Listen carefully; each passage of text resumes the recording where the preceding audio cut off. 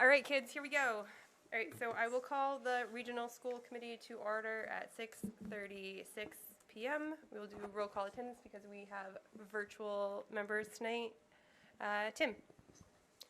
Here. Sarah. Here. Deb. Here. Andrew. Here. Lara Jane. Here. Anna. Here. Sarah Bass present. William. Here. And Bridget. Here. Excellent. Thank you. All right, our first order of business is public comment. Hello, my name is Aika, and I'm an 8th grader and a member of the Student Council. I'm sure everyone is aware of the newly implemented policy that mainly targets middle school students, banning the distribution of food, which for the district meant banning bake sales. But in all the documents we have read, it never actually mentions bake sales. We are speaking here tonight because of the negative impact this has on us. We know the health risks of these bake sales, but it isn't fair that we are losing so much because of an event that was unrelated to us. Our school is very diverse, and we are proud to have students with backgrounds from all over the world. A big event we have here at ARMS is the POCU. That POCU, People of Color United, holds a cultural bake sale where students bring in food that represent them and their background. People learn about others. They share food and cultures. Whether they're getting an empanada recipe from their abuela or making fry bread and celebrating their native roots, they have fun. Plus, bake sales at the middle school have never prompted an allergic reaction. We have been researching our school's breakfast, and Pop-Tarts are banned or heavily restricted in the EU and UK due to artificial food dyes linked to hyperactivity in children. Yet Pop-Tarts are still provided daily to children for their full and healthy breakfast. Thank you for your time, and my colleague Jonah will speak next. Oh my God. Thank you. Hello, my name is Jonah, also from ARMS. While bake sales may seem small,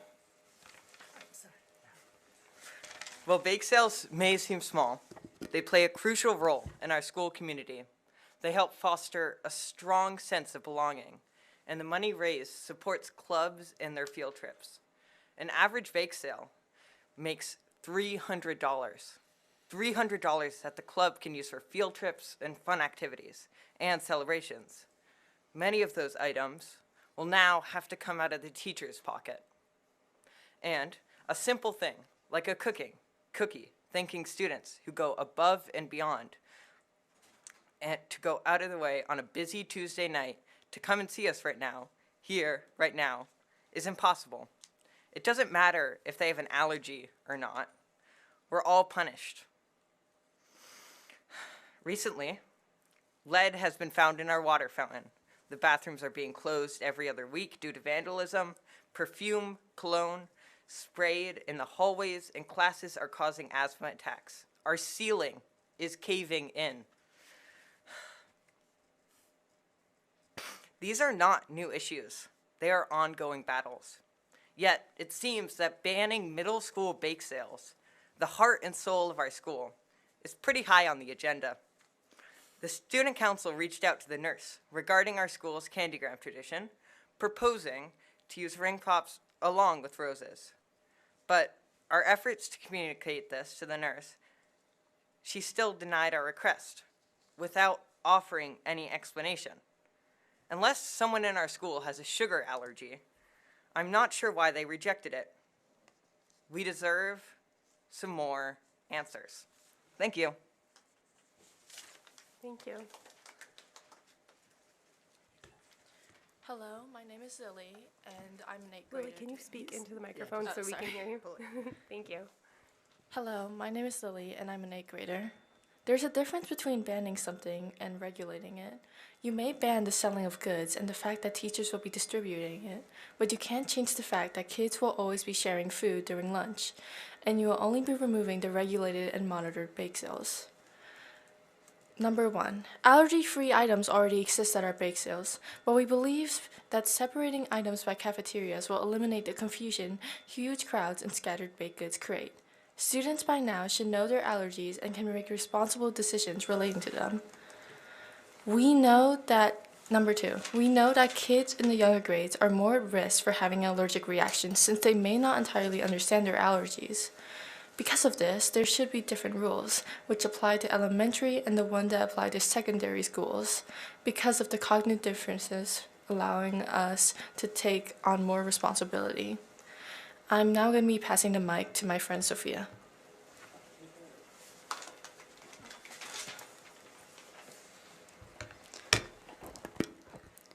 We are all well aware of the hazards that come with selling food in our school.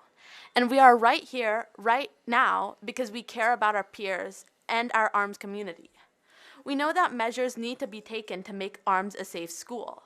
But we also know that rules in this place are causing as many problems as it solves. So after many meetings, the Student Council has created a list of things that can be done so no one is hurt, clubs or individuals. So one thing we can do is to solve the big problem is that people don't know what ingredients are in the items at bake sales. Making all allergen-free goods store-bought will help us control the ingredients and eliminate all other cross-contamination. As for school dances, where food can't be as separated, we will send the list of ingredients to the nurse so we can communicate and have them approved. I hope that we were able to give you a fresh perspective on how banning bake sales hurt us, and all the organizations that make us so that we can proudly say that we are ARMS. Instead of taking it lying down, we've made the choice to do something about it. We've worked really hard and came up with solutions to keep everyone happy and healthy. We ask that you revisit the policy and consider revising it in light of these comments and the impact that this policy has on ARMS students and their experience in middle school. Thank you so much for listening to us. Thank you very much. All right. I don't think I received any other public comment, voicemails or otherwise. Great. Okay. Thank you all very much for coming.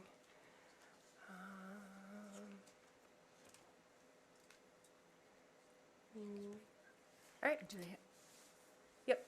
These guys are next up for something different. So next up is our gifts and donations.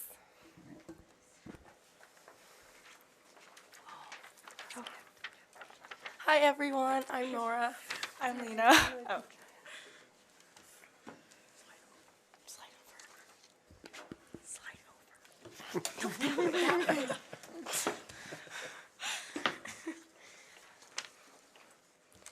Over the past 3 school years, the graduating members of the ARMS Student Council have used a portion of the funds they raised to give a gift to the school.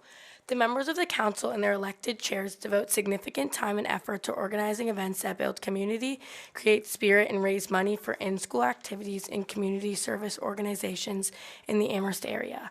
Last year, our council chose a mural in the middle school as the class of 2029 gift. As co-chairs, Nora and I met with ARMS art teacher Christopher Spinozzi and ARMS Student Council advisor Mick O'Connor to develop a plan for the project. It was agreed to have ARMS students vote on the theme for the mural and to propose ideas for its content. The current ARMS Art Club, under the guidance of Mr. Spinozzi, will create the mural based on the input from the student body. We envision a mural that will not only bring color to the hallways, but also serve as a lasting reminder of our connections as students. If needed, the funds will also cover a stipend for the project manager of $400. The work will be conducted this spring and be installed by the end of the current school year. The mural will be created on canvas panels and attached to the wall space above the lockers in the designated hallway. We, the co-chairs of the class of 2029 and the ARMS Student Council, asked the Amherst Pelham Regional School Committee to accept this gift of $900 for the purpose of creating a hallway mural in the ARMS building. We also request that you approve the mural, the theme of which will be joy and fun, as voted on by the student body. We are submitting preliminary sketches of sample elements of the mural for you to review. We are so proud to be able to continue this long-standing tradition as the 2029 co-chairs. Approving this would mean so much to the council and to us. Thank you. Excellent. Thank you. Thank you. Well said. I have submitted a document which outlines some of the ideas brought forth by the students, as well as the process we went through to have the students vote on the theme, as well as, and then once the theme was established, we asked the student body to weigh in on what activities like sort of fall under the theme of joy and fun, and what colors might express joy and fun. Every color. But then in consultation with Mr. Spinozzi, we came up with a plan. And that plan was rather to then paint directly on the walls to create canvas panels. There is a similar mural on the south hallway where the current 7th grade attend classes that was done about 7 or 8 years ago. And it is a depiction of the ecosystem of the Connecticut River. That mural was also done on canvas panels and then attached. We have the students in the art club came up with the idea of a narrated mural in a sense, all right? And they identified a character which Sarah Bess pointed out was very similar to some of the imagery used in district communications about children. And this would be the central character here. There is a helpful bird character that kind of brings the eye from one scene to another. The idea, in a sense, is when you're having fun, time seems to fly. And so the mural would be the day in the life of a student from sunrise or morning when they get out of bed till the end of the day. The first sort of concept about the joy and fun is waking up and having pancakes. All right, and I see already there's joy. And then the idea would be that, let me see, the bird kind of guides the action from one panel to another or one activity to another, and some of the other things besides pancakes would be hanging out with friends. Mr. Spinozzi, that might be his cup of coffee, I don't know. And then do we have, and that's where we're at now with the basic design. We are in touch with maintenance, and they are over the upcoming break painting some areas of the hallways, and they know which walls we're going to use, but they're going to paint them just because the surface will look better and the clean surface will allow the panels to adhere better. And the work will be done in the art club, so that's after school, and any kind of, when it's ready, any attaching of the artwork will be also done after school. The plan is to be finished by the beginning of June, so current students can, 8th graders can sort of enjoy it, and the 8th grade student council members who also helped to raise money along with the current 9th graders would see the fruits of their efforts as well. And I think I can try to answer any questions. We talked to the business office. Since it is a student activities account, the money can be transferred to the art club account for the materials. And there is a stipend for Mr. Spinozzi as artistic director, and also in arranging the materials. And I'm sure he's going to spend additional time hanging up things when students can't be available. And that money can be transferred from the student council account to payroll as verified by Jill Berry. And I believe that that is included in the documents. Yep. That were, okay. Yep, we're all set. All of our documents are attached. Perfect. Thank you so much. And any questions? Yep. Go ahead, Sarah. It's a wonderful idea. Thank you so much for bringing it to us. I don't have a good sense of the north, the south in the building. Is it the case that the location for the mural will not be where the incoming sixth graders are going to be? If that's been settled, no, so just look out for that, that's all. yeah, Yeah. I mean, the point is to kind of beautify the building, and Right. so I guess no matter which students are there, they get to appreciate it. And I believe that most of the designated spaces for the incoming sixth grade are on what is now the current seventh grade side of the building. I haven't honestly been able to keep up with the specifics because You they don't have seem to. to change. It's not. It doesn't matter. It's still a regional building. So. But Right. and forgive me, it's the it's, did I say the south side? It's the south wall of the north, the part closest to Wildwood, right? That's where it's going to be. Great. Near near the like on the part that's near the like by the No. no, it's no, going to no, be no, in the current eighth grade Right, hallway. okay.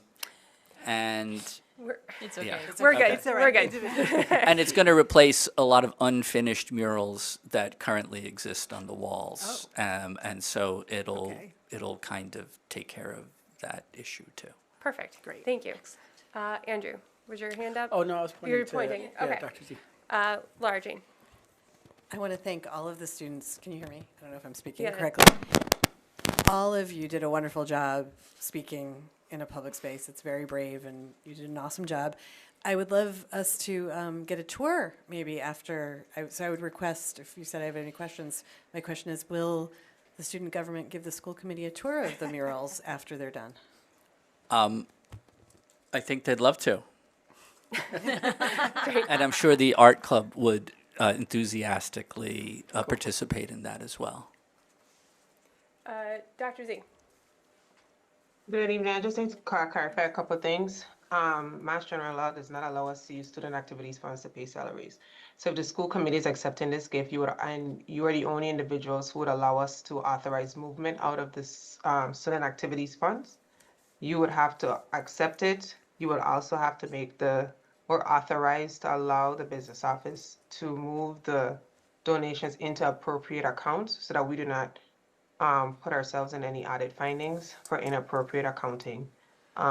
So when you are moving to accept this, please make sure that you also authorize that the treasurer or the business office is allowed to transfer the funds in the appropriate accounts so that we are within compliance. Okay. Thank you. Deb. This is a great idea. I think we have to, our end is accepting the money and authorizing the transfer, and then the rest is at a different level. But we certainly can say how much we appreciate your efforts and your work and your speaking to it and pulling all the pieces together and coming here. Excellent. I think we can do the moving of the funds later when that has to happen. So right now, we're just going to accept the gift, and when we have to move funds, we'll have different language that will come for us, which is not something you guys have to worry about. We can take care of that. Well, let me know if I can help. Thank you. Okay. So I will move that we have two. The school committee accept an anonymous gift for a wireless microphone adapter for clearer audio during school events and productions with an estimated value of $24.11, and a very generous gift from the class of 2029 gifted to the Amherst Pelham Middle School mural, as will be attached, for $900. Is there a second? Second. Thank you, Andrew.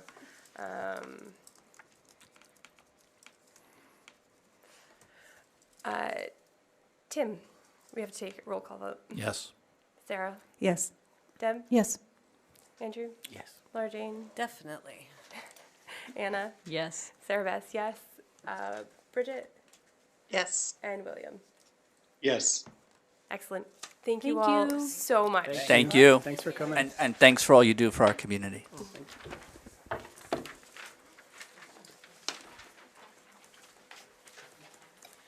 Okay. Excellent. So,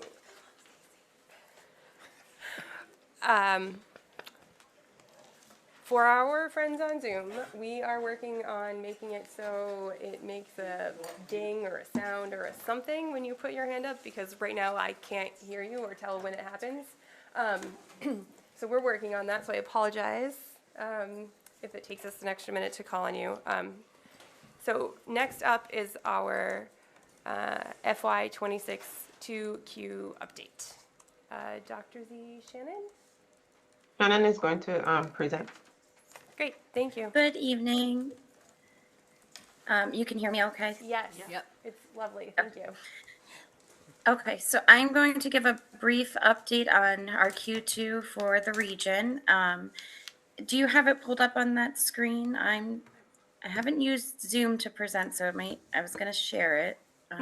Nope, we don't, we have it pulled up we up see here, it, so you don't need to Okay, share. perfect.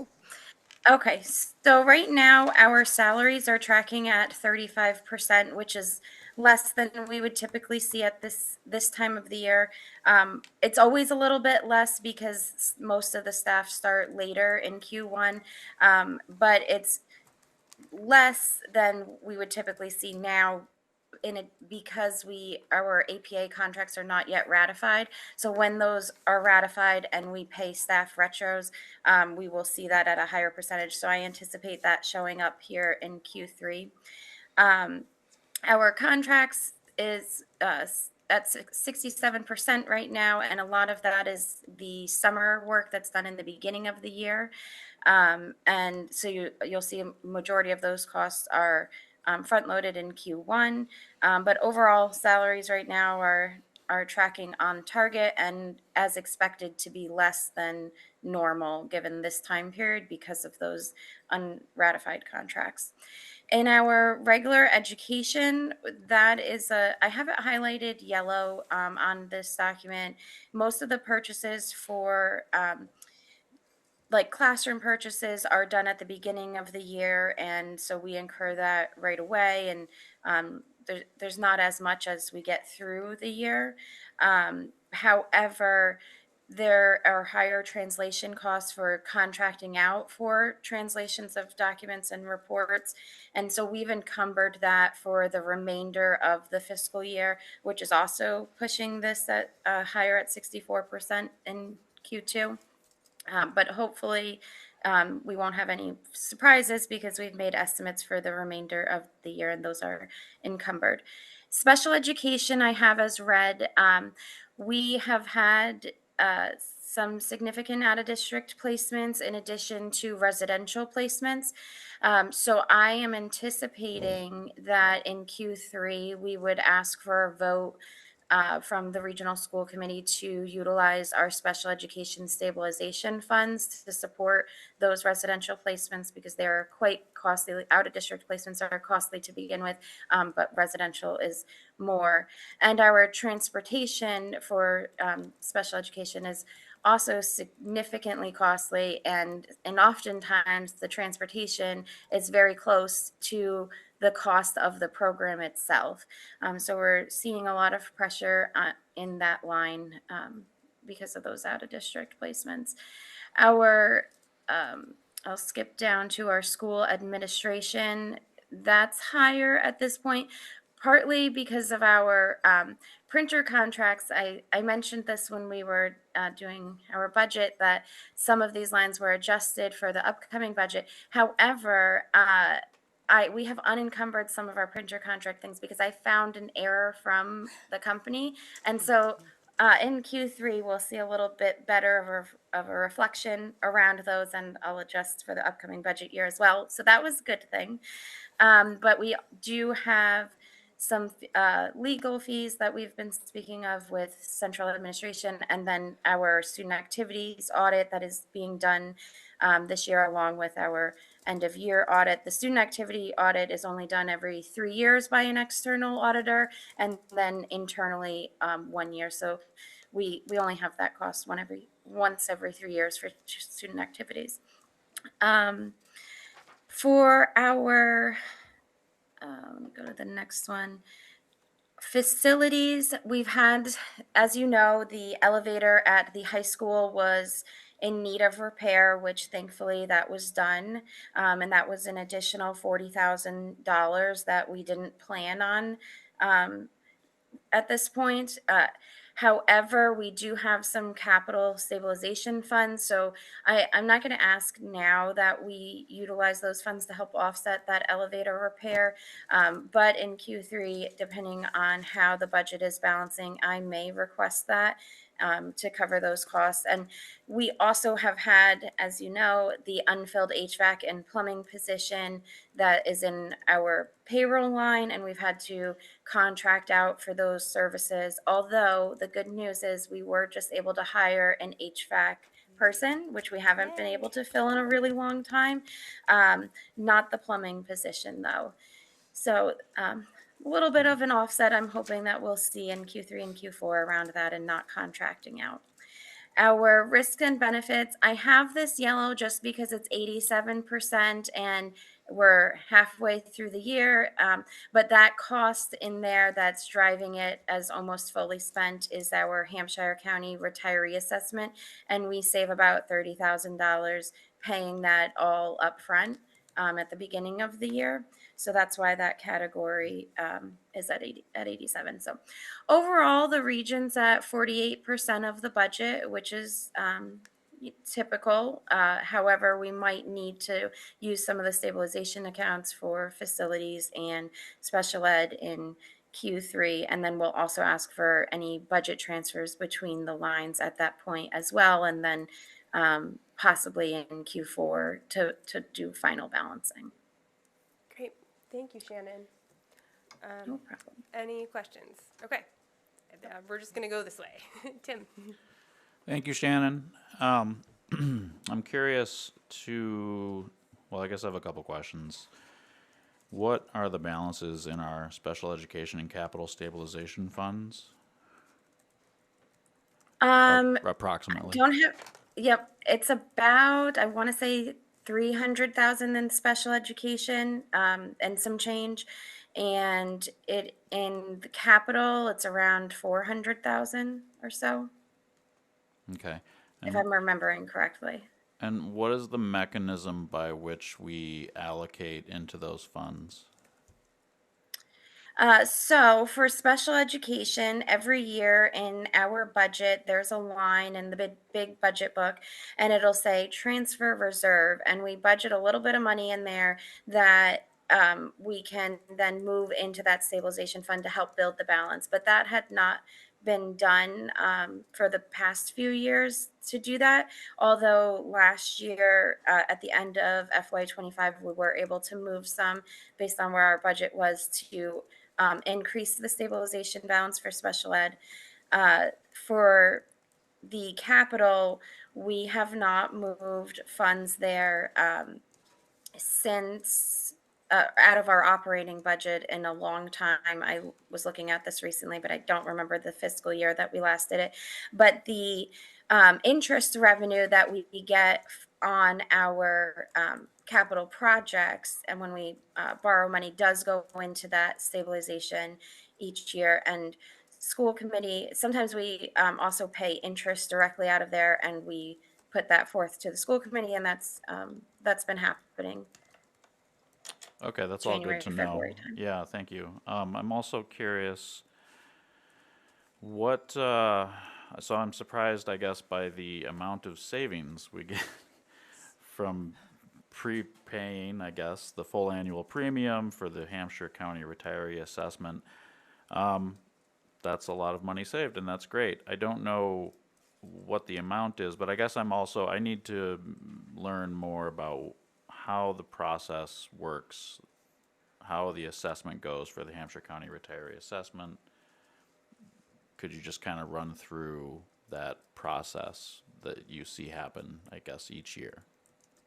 Yeah, so I don't, it's sent to us, the dollar amount for what the year is, and then they say, if you pay it now, you'll save this much, and then we do that, and we save the money. But it's not something internally, Hampshire County sends us that information. Okay, that sounds great. Thank you. Thank you. Sarah, was your hand up? No, okay. Deb? Hi Shannon, thanks for all this. And good job on finding that savings in the printer company line. Do you happen to know the current reimbursement rate for special education transportation? Like the circuit breaker reimbursement amount? Yeah. Or, like how much we'll receive, or what the percentage? The percentage. It's something, because the governor's saying fully fund that line, so I'm wondering what that looks like. I don't know Okay. off the top of my head, although we have friends on here that I don't want you to speak, but I bet you they have information on here. I don't, but I will look that up and get back to you. I don't know that I saw the FY26 what that percentage is. It's normally around like 75%, and then there's a certain amount for the transportation, that's special education. That is also, it's a separate percentage amount. Right, thank you. And then the We do have the good thing is we have our circuit breaker set up in a way that we obviously spend the funds in 1 year. Then the next year we receive that reimbursement, and the following year we budget that exact amount. So every year we know how much circuit breaker to build into the budget, which is really nice, and it's one less thing we have to guess. That's great.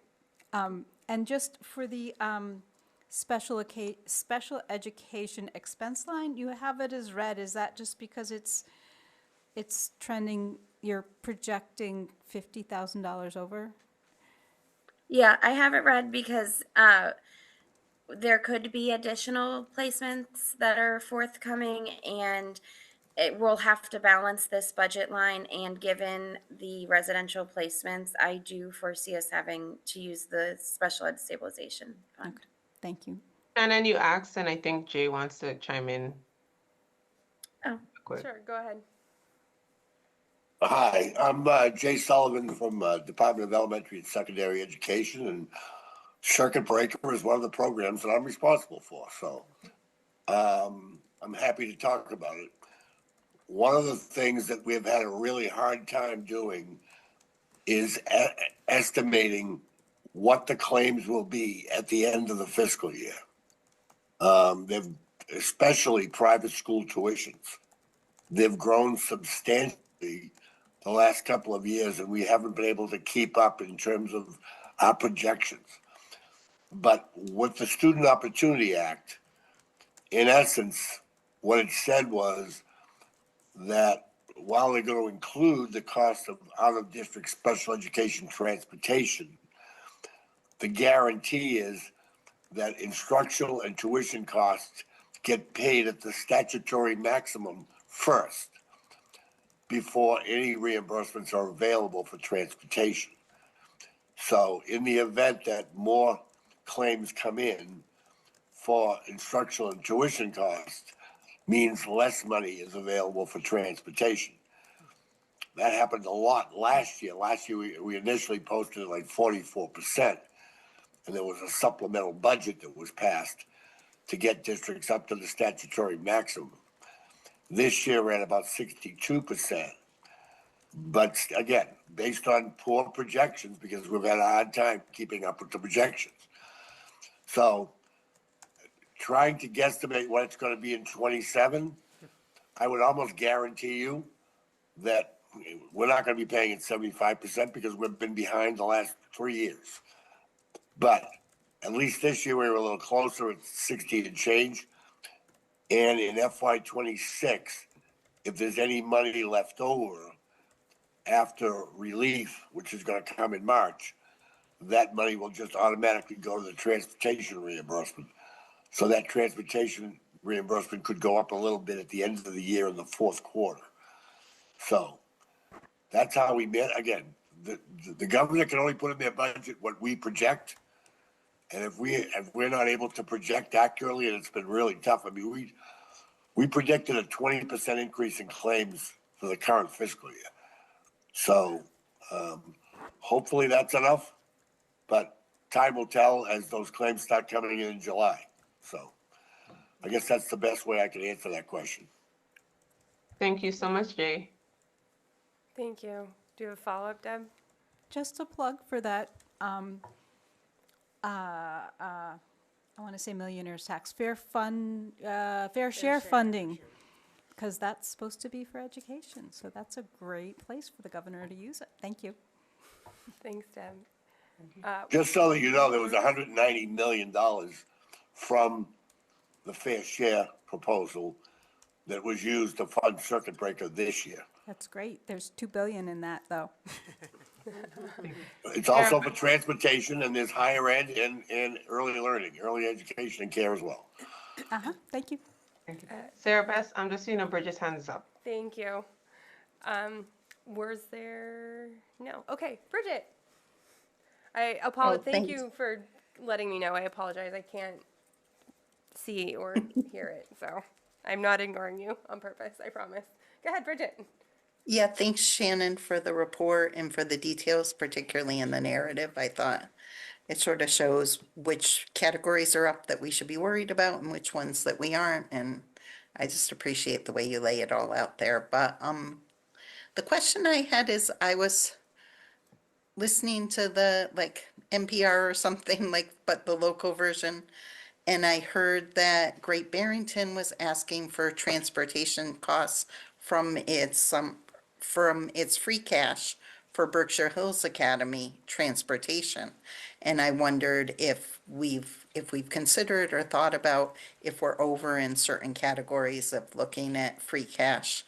I know it's a little tricky because the different towns are on different free cash cycles now, the way that the governments are aligned, but it's just it's free cash season in Amherst, so it's on my mind. I think that's a good point. What I will just add to that is, instead of covering the cost, if we had to use some of our stabilization funds, I think it was brought up that the towns could do like a one-time donation, like in that stabilization fund, so that if we do use it, it can be replenished or adding to that, so that we have a little bit more flexibility when unanticipated expenses come up during the year, which I think is a good idea, if they wanted to contribute. Awesome, thank you.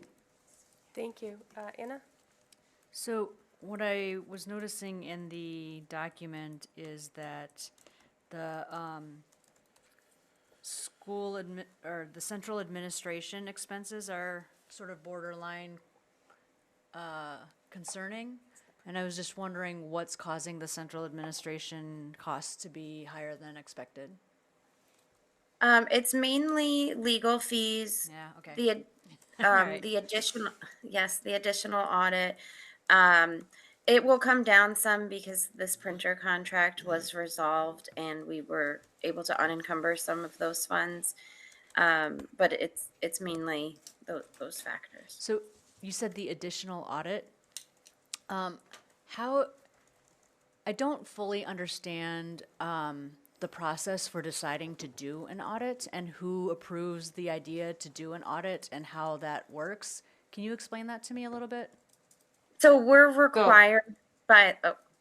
Shannon, I was going to say, please clarify, because there are certain audits financially that we're required by law to do in certain timeframes.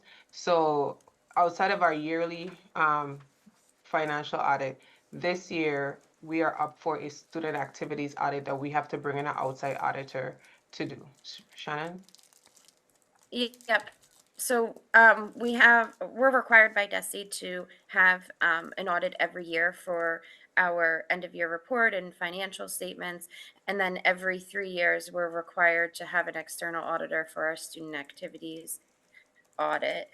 And then internally, we have to do an audit of student activities for the years that the external audit is not there. And that's a staff member that does that. But you said. So that's the audits that I'm referring to. But isn't that easy to budget for because we know it's gonna happen? It is. I did not know where we were in the schedule of the student Okay, activity okay. audit, so that's why I listed that on here. Okay, thanks. Thank you. Great. Thank you very much, Shannon. All right. Next up is an update and timeline for the regional leasing agreement language. Dr. Z. Good night. I did send and attach a memorandum for the school committees so that everyone was aware what our process, our progress. When we last left off, you authorized me to work with legal counsel to update the information. Legal counsel and I did take the feedback that we received from DESI, and our DESI representatives are here this evening to support in terms of the timeline. And some next steps, after I finish speaking, I'll hand it over to them to talk about what some of the next steps are so the regional school committee is aware.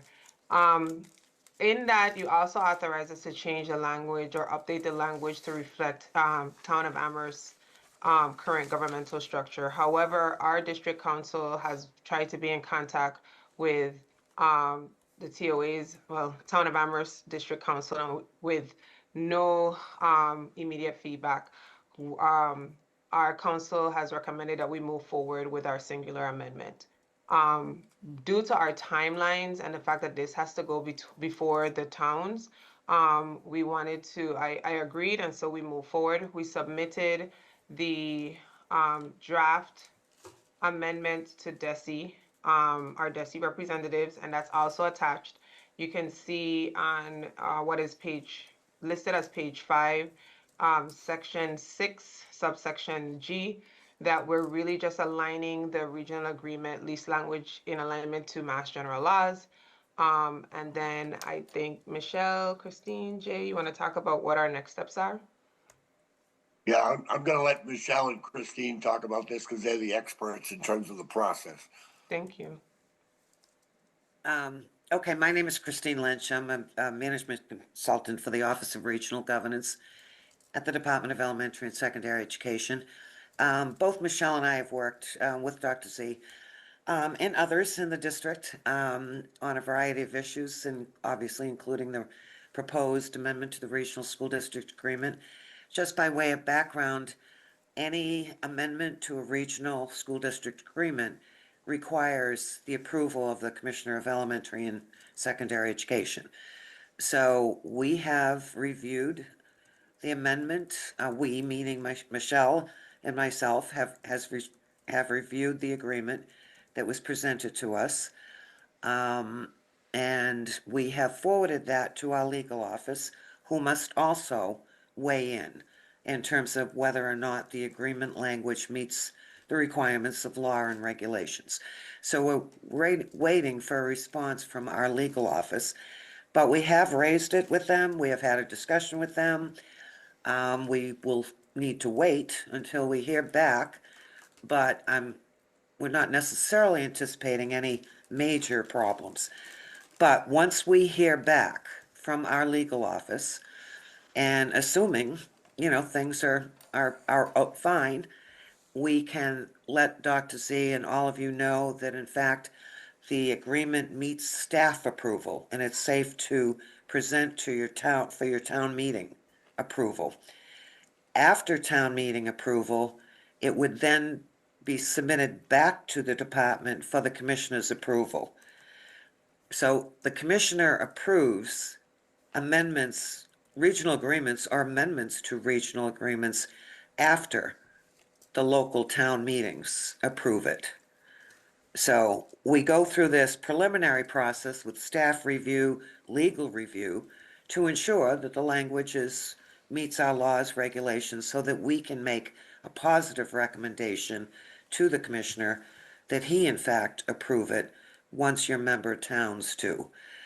the one thing I wanted to add on this, your regional agreement is fairly old in the scheme of things. So we have made some recommendations as to other areas of your agreement that would benefit from update and review at your level as well as from the state level to become more in compliance and track the law as it currently exists, as well as potentially meet some provisions that you yourself, want to have in the agreement. So we would hope that after this targeted amendment is approved, that as time permits, you would spend some some effort and time to review the agreement in total and work with us to provide a general update. But that's for the future. This particular amendment to the agreement, we hope to have a response from our legal office soon. We hope to be able to provide a positive recommendation, and we hope then you can just move forward and have your towns approve the amendment. And Michelle or Jay, I don't know if you wanted to add anything to what I've just said. I don't think so. I think you've covered it all. Thank you, Chris. Yeah, I think you've covered it all.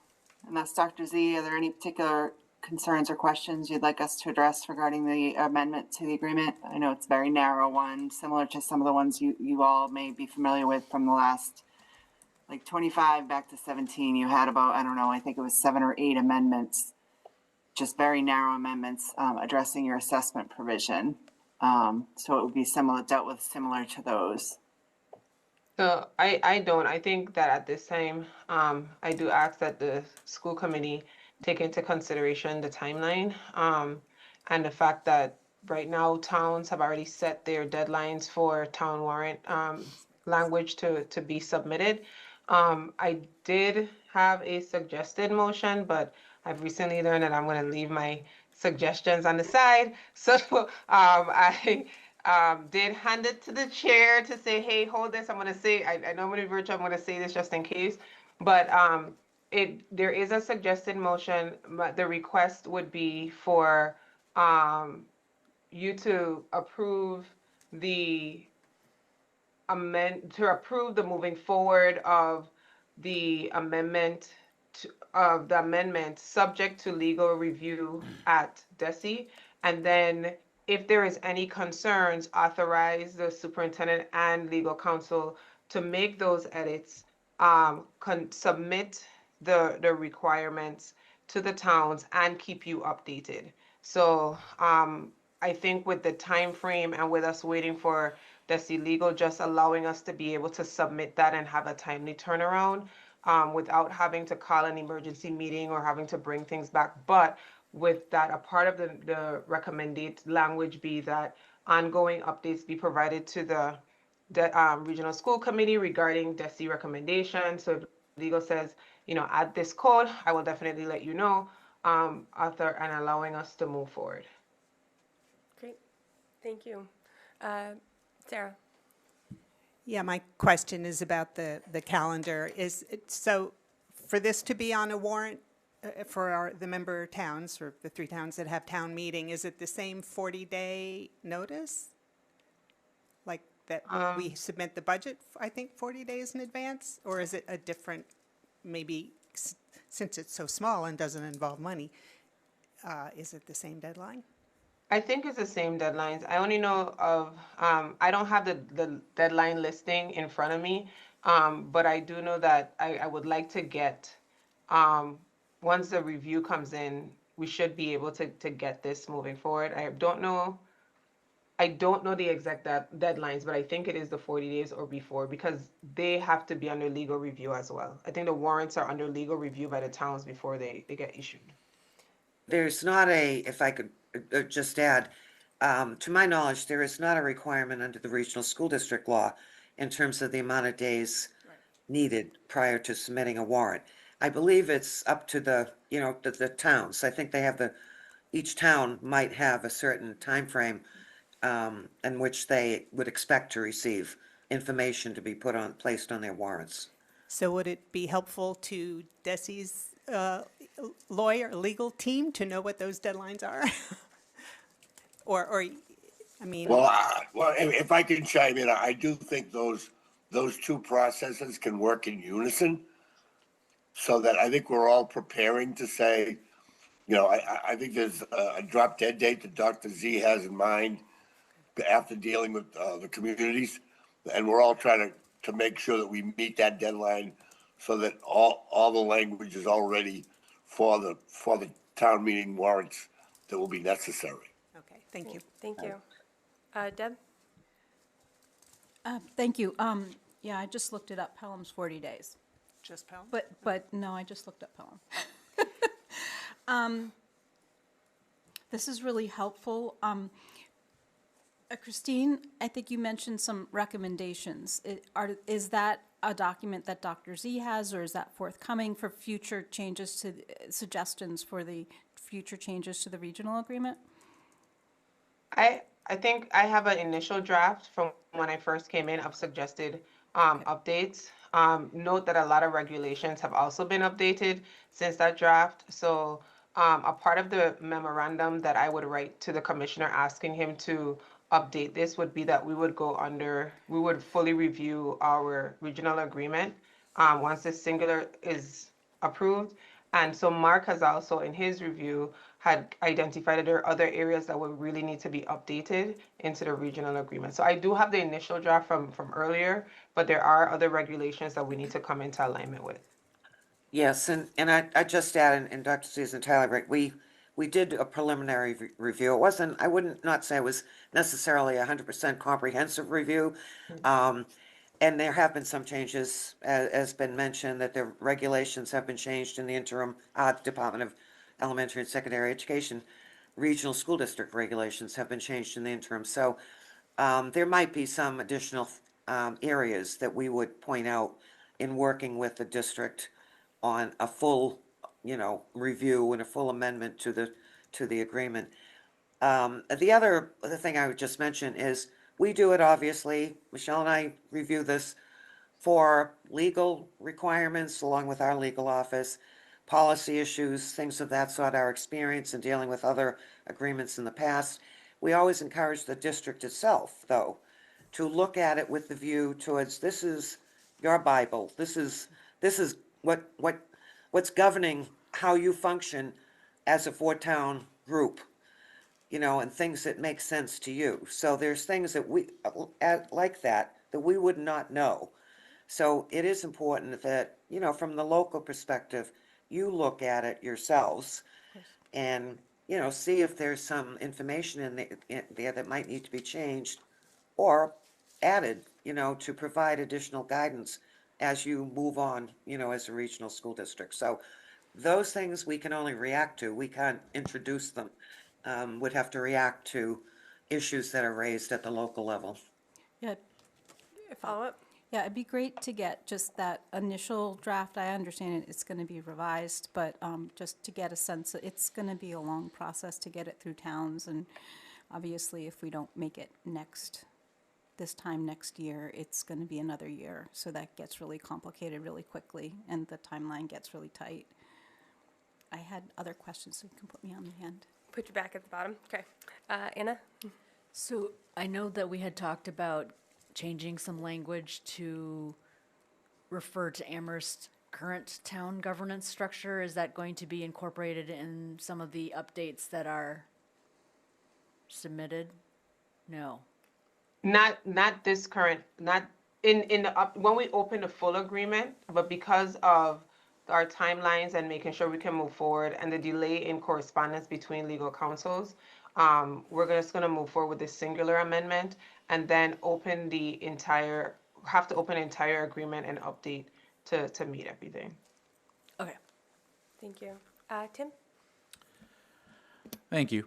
All right, so from the local level, Section 6, subsection G, I'm sort of imagining being at town meeting, and I can already see some faces of familiar people coming up to the microphone and saying, the change to the regional school committee is authorized if it so votes to execute a lease or leases consistent with the general laws.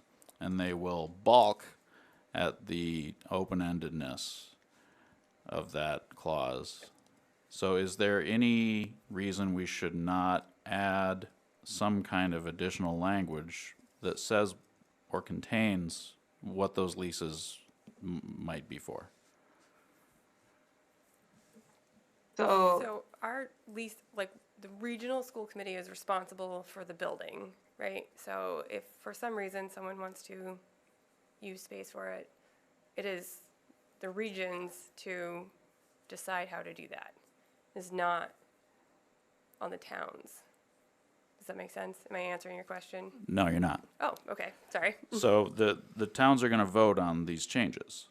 Yes. So they're going to wonder, why are we changing it to this instead of that?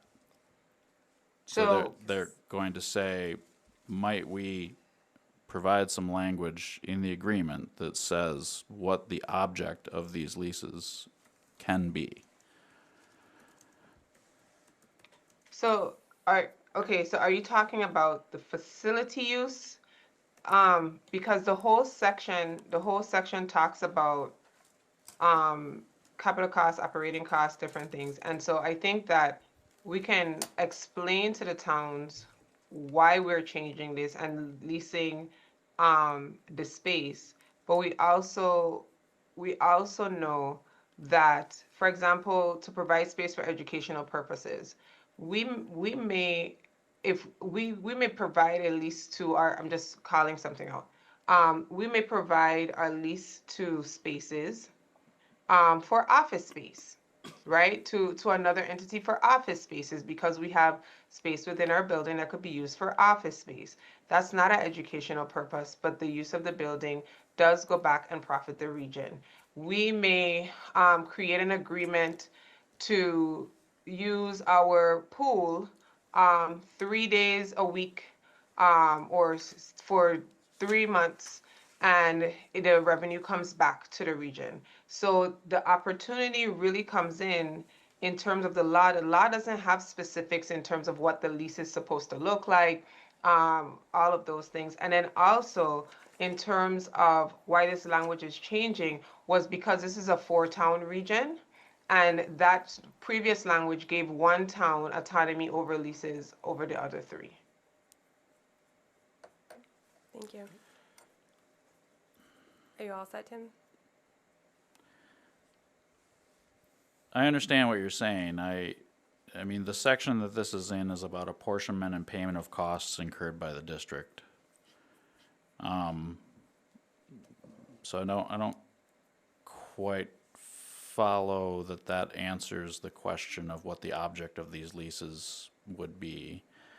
But by providing examples, that's helpful, but that language isn't in the proposed edits, right? There's no, and I'm not saying that we should list out all the possible things that the regional school committee could lease, but I'm anticipating that people will say, we don't want to give the regional school committee what appears to be a carte blanche, like, ability to just lease things. But, okay. I am not following what you're asking for. So what, like? So right now, you know, the parts that are struck out provide some restriction on what a regional school, in this case district, may lease. And we're striking that. And people will look at that and say, should we not add some new language that specifies what the regional school committee is authorized to lease? So I think there's 2 things that I have questions. In the regional agreement establishes the roles and responsibilities as well as the laws around what a regional school district and the roles of the school committee and how they function. So the 4 towns in the creation, really the authority of the buildings and everything rests with the regional school committee. However, there is still this second layer where the agreement is made between the towns. So the authority over what happens at the buildings or different things in a region rests with the school committee. I understand what you're saying in terms of creating what the questions may, and I get it, like I understand what you're, like where you're coming from in terms of what the questions may be or what may come forward. We also did not just want to X the whole thing out of the agreement, because that was also a suggestion. Just remove the least language period, because the law already clearly states what the role of the school committees and everyone is.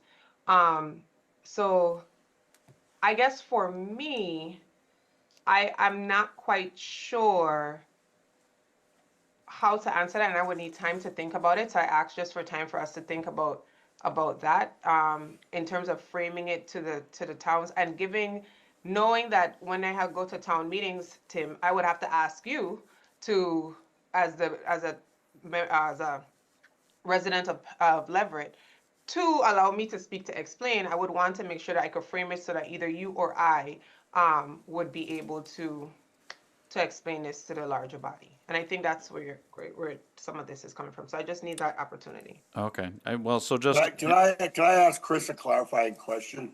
Yeah.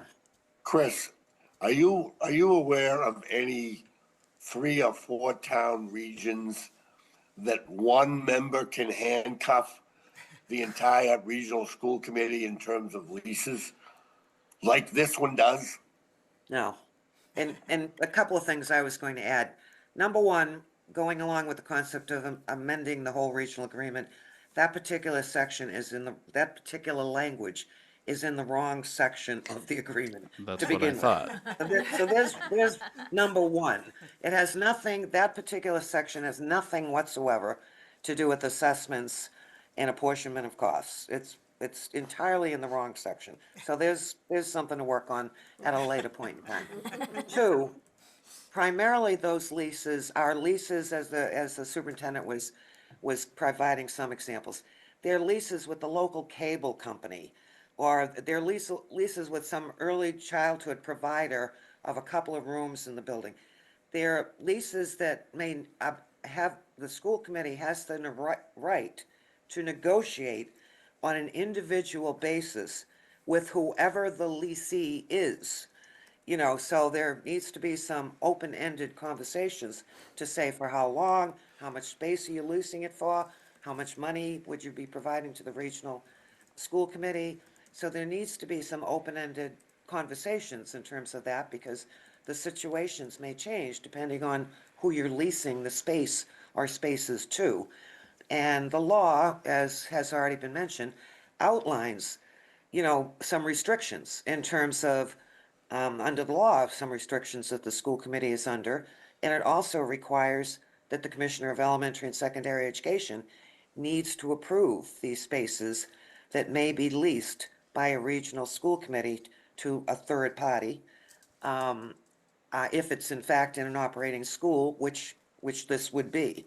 So there are roadblocks, but there is a lot of responsibility on the regional school committee to make individual decisions based on who the parties to the lease are and what the purposes of the lease, and whether some of those leases might be actual, you know, positive educational benefits to the students within the building, or obviously we don't want any leases to be interfering with the, you know, the activities that are occurring for the students in the building. So there's a lot of responsibility on the school committee to make those decisions, but, you know, the idea being is that's where it belongs. Sorry, go ahead. No, I'm done. No, I would just add that this specific statute that addresses everything Chris is talking about, the ability of a school committee to lease space in an operating school building or a non-operating building, is in the section that's entitled Powers and Duties of the School Committee. So I would just kind of note that, you know, it's well within the school committee's authority to make these leases without the input from, as Chris and Jay noted, a member town. We don't have any other agreements that have that kind of limitation. No, and most don't even mention it because it's a general power. It's a general power of the school committee, as the school committee has a lot of powers. That it need not be mentioned in the regional agreement at all. Great. Thank you. May I, because there's a lot of questions that have been answered, but I don't think any of them were mine. could it say, because we're talking about providing space, but we're striking out the clause provide space, just for clarity's sake, or maybe just to demonstrate what I am actually asking is, could it say that it authorizes us to execute a lease or leases consistent with the general laws to provide space in district facilities? That's all I'm asking.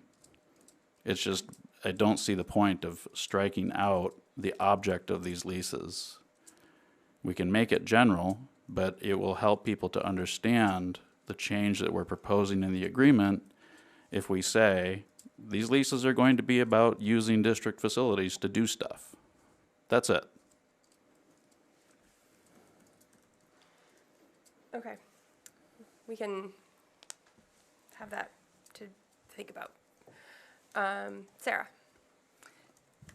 Yeah, I think the place to answer questions that people may have about this is in a Q&A document or is in a discussion. I don't think we try to push answers to imagined questions into a legally binding document like this. I mean, it'll need to be explained, it'll need to be justified, people need to answer the questions on the spot, but I think that's a separate effort from getting this into compliance with the law. Great, thank you. Anna? So similar to what Tim was actually saying, I thought you meant for specific purpose, like educational purposes, but you said just to provide space, and I think that's, the language is a little fuzzy, I understand that. It could also say, is authorized, if so votes, to provide and execute a lease. So specifying that we are leasing something and not we're to somebody else, and not that we are leasing something from somebody else. But I don't know if that matters, because I think the school committee should have the ability, if, let's just say we ran out of space and we need to lease a mobile unit to house a few extra students. Now we have the ability to do that as a school committee if we need to. So I think we are a school committee of many people. We have been given the responsibility to use our judgment and do what is best for the school district. We are not going to lease a classroom to weed producers. We are not going to lease classrooms. We are not going to rent a space for some community group that has no affiliation with us. Like, I think there's a certain point when we need to be trusted as a school committee to do the right thing, and we don't need to have all of the language in the regional agreement. I think the regional agreement is really more of a structure to ensure that the towns have an understanding of who's doing what. Okay, so I have Deb, and then Tim, and then I would like to make a comment, and then I think we need to keep going. All right. So I'm concerned about striking out the town of Amherst part and getting it in front of town of Amherst to get their feedback in time to make sure we can amend it if that's not going to work in time to get it to the other towns. So I'm just wondering about that process. I don't know if any preliminary conversations have taken place with the town of Amherst. I have not engaged in any. It would help if the town of Amherst attorney would pick up the phone. That was part of the conversation in the very beginning, is Oh. because they had requested, because the regional agreement says like Board of Selectmen or something along those lines, that it recognize their current government structure, which is no longer a select board. Right. However, when our council reached out to their council, there was lack of response.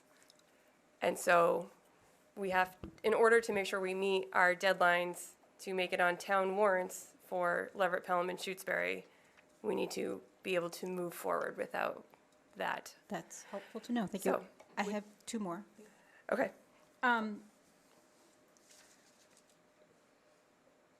One is, is the current arrangement with Amherst Recreation consistent with this, with our regional, with the way it's written or the way we're planning on rewriting it? Because they are not an education, they're not an educational institution. So I am going to say that, sorry, I texted Sarah West, but I think I have the answer. So obviously, we know that there's a lot of things that we've been working most recently in the past couple of years to bring into alignment and to correct our practices. So obviously something was executed, but their lease is up and should be renewed this year as well. So that will also fall under this language. And so I hope that answers your question about the use of space. No, because if their lease is up and they're not an educational institution, it sounds like under the way we're rewriting it, we can't, that No, lease. we have not, in the way that it's being rewritten, we're writing it within, consistent with the general law. We remove the specificity of educational purposes.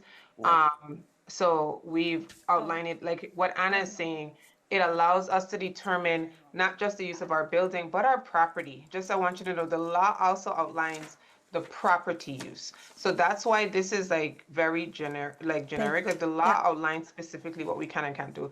And so Deb, just to add your previous question in terms of convincing or speaking to the town of Amherst, then we would have to, one, our regional agreement calls for 3/4 approval. That's one. So 3 or 4, and 3 towns have approved. We move forward. And then, All 4. no? I think all I'm wrong? four All four. need to approve. Oh, all 4, sorry. All 4, yeah. Yeah. You have to have 3/4, sorry. That's, it's a long day. But I personally feel like the town of Amherst has significant, benefits from this, us moving forward with this language, because they too have things that they need to lease. A part of this language update is because of the leasing for them, and they would have 2 entities that would be affected that sit in regional buildings. And my last question is about the lease process, because that needs to be approved too. So could we get a 30-second understanding of how that goes through the process, separate from the regional agreement, amendment? The actual lease that we vote on needs to be approved by the commissioner. Correct. Yes, correct, it does. So update in the process so far, the representative from the regional committee has met with Shannon. We sent, which is William. We've sent that to legal counsel for review. Legal counsel has sent us back a draft.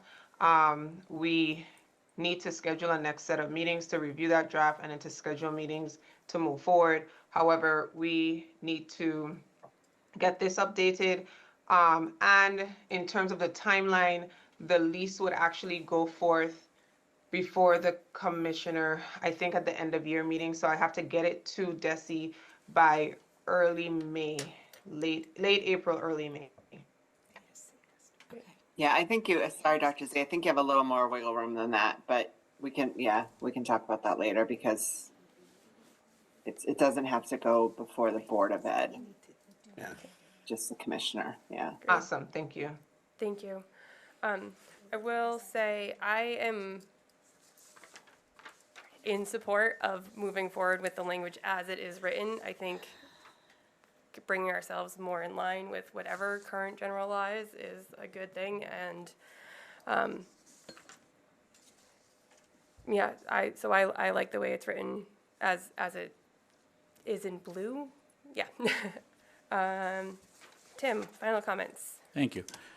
So just to clarify, my earlier questions were not meant to confine or constrain, but rather to treat this agreement not just as an agreement, but as a communication instrument. Because let's say, who knows, maybe there's a huge amount of turnover in a district like ours someday, and everyone who shows up to be on the school committee and in the administration after that might read this and say, what on earth does this mean? How much are we going to have to pay the attorneys to figure it out? So we might, I'm just saying, there's maybe a little room for more clarity. So one thing that Anna brought up I think is very important. Is it intentional that the new phrasing authorizes the school committee to enter into a lease as a lessee in addition to executing a lease as a lessor, because I didn't think of that before, but the way it's written, we're now authorizing us to enter into a lease, to execute a lease as a lessee or a lessor. It doesn't specify. I have the floor, Sarah. So is that intended? Are we meant to be authorized to enter into a lease as a lessee per this agreement? I'm just not sure where that falls. I think that my interpretation of where we are at is that the language provides the regional school committee with, it is written generally enough to provide the regional school committee with the opportunities and the rights that it has and responsibilities under Mass General Law.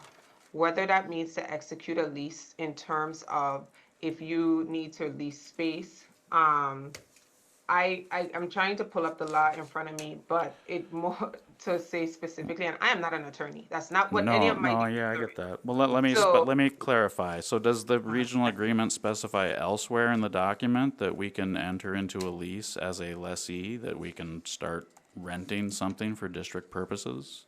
I'm gonna hand it over to Christine. Yeah, if I could respond. The general laws covers multiple things.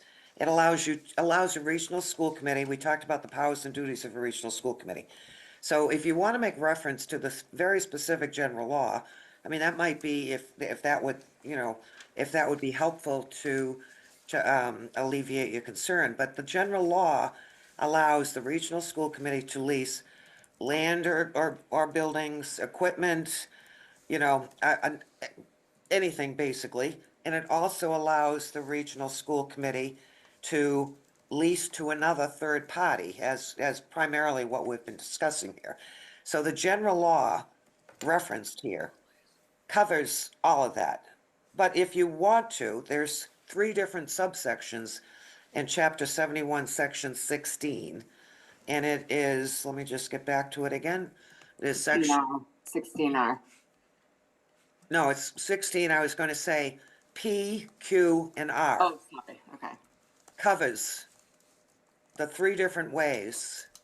I don't necessarily think you need to be specific, but you can certainly choose to be specific if that would alleviate your concern. Or you could even reference just Chapter 71, Section 16, because that's where all the powers and duties of a school committee rests, or one of the places. You have all the powers and duties as any other school committee of a municipal district would have, but in addition to that, you have powers and duties that are specific to a regional school committee. I think probably, and I could look at your regional agreement, but generally there's a section of the regional agreement that says something to the effect of the regional school committee will consist of so many people and so forth, and will have all the powers and duties authorized by general law, including those authorized by Chapter 71, Section 14 to 16I. And usually that covers, okay, so that. It does say that. We generally ask that that language be included anyway, and as I think I said earlier, this language does not necessarily need to be in the regional agreement because of that general language that I just quoted. But there's no harm in putting it in there. That makes sense. Thank you for explaining. I think that would help a lot to more specifically say consistent with the specific section of the general law that is about the powers and duties of a region. I would find that very helpful, and I think it would communicate effectively that this is not something unique. This Clause G is not something unique about the ARPS region and our 4-town agreement. What we're doing is we're, erasing a bunch of stuff that was non-compliant. Yeah. Or at least no longer useful. So yeah, I think that would solve the problem that I'm kind of trying to highlight. Okay. Basically saying that this is a matter of not just the general laws, but a specific section of the general laws, and then naming that. I mean, you could say MGL Chapter 71, Section 16, which is the powers and duties of the school committee, or you could specify P, Q, and R. I wouldn't necessarily recommending that, but you certainly could. You know, it's just that by referencing only those three subsections of section 16, it might raise other questions as to why were only those three specified when, some- Yeah, that when it makes goes sense. all the way to Q, you know, so. And some districts will say something to the effect of like consistent with, you know, including but not limited to 16 PQ and R. Because there might be some other random statute that allows you to execute some kind of lease that's not listed in, you know what I mean? Yeah. I think Which the is why more when Chris said section 16, that kind of covers it all. I think the more helpful statement here that people couldn't read is that it's consistent with the powers and duties of a regional school committee. I think that's the key thing that we Right. should name. Yeah, you could say, consistent with the powers and duties of the school committee as specified in general laws, or something to that effect. Right. Yep. Very good. Thank you. Yeah. Deb? Can I ask? Sorry, I Dr. don't know Z. who's next. No. Deb and then Dr. Z. Okay. So I apologize, I was looking at December's version, not this version. I'm not comfortable voting with one part of this, simply because it seems to me we are already in a situation where our specified regional agreement was not followed, and it is not clear that in general, the financial benefit to the region was considered when that lease was entered into. While I trust our current superintendent, I just really wonder how and whether or not the financial interests of the region were considered when the LSSC lease was considered. So I would not vote for anything at this time that removed the educational purposes clause from the regional agreement. I know we have to go back and revisit this, and I would be willing to at that time. But again, the kind of lack of following our laws and the lack of understanding the financial benefit to the region makes me uncomfortable removing the educational purposes from our regional agreement. The rest of the part, the $100 and the town of Amherst is fine, but I would only vote for this if it retained the educational purposes clause. Just for information, again, the law, general law, does not limit it to educational purposes. I understand that. Okay. If it would be helpful, I can put the general law language in the chat. I can send it to them. I have it. Okay, Thank great. you. Um, Okay. All right, Dr. Purpose Z, is your my hand turn? was up? Yes, please. Yeah. So two things. One, let me say, Deb, I hear you. I know that what we are currently trying to do is bring our practices into alignment. So I would say that thinking about the benefit to the region in the past versus the benefit to the region moving forward kind of impedes progress, in my opinion. This is not because in actuality, we don't need to update, and that's what we went like update our agreements and stuff, and it is the time to be able to say these are the shifts and changes that as a regional district we are going to implement, which allows us to remove again the town that we would have to negotiate with from having the authority to approve the leases that we have. So that's very critical. Two, I'm going to ask, because of the time frame and because of the next scheduled school committee meeting is not until March, that I sent it, I don't mind sharing it, but there is a suggested motion, if you want to edit it, to say with edits or whatever it is that you would like to as a school committee. But really, honestly and truly, this is not just about one entity. This is about how the school committee can accurately manage their property, their building, anything that we are doing moving forward. It is really within your right and responsibility to do that. One, without one singular member town telling you whether or not you can approve it.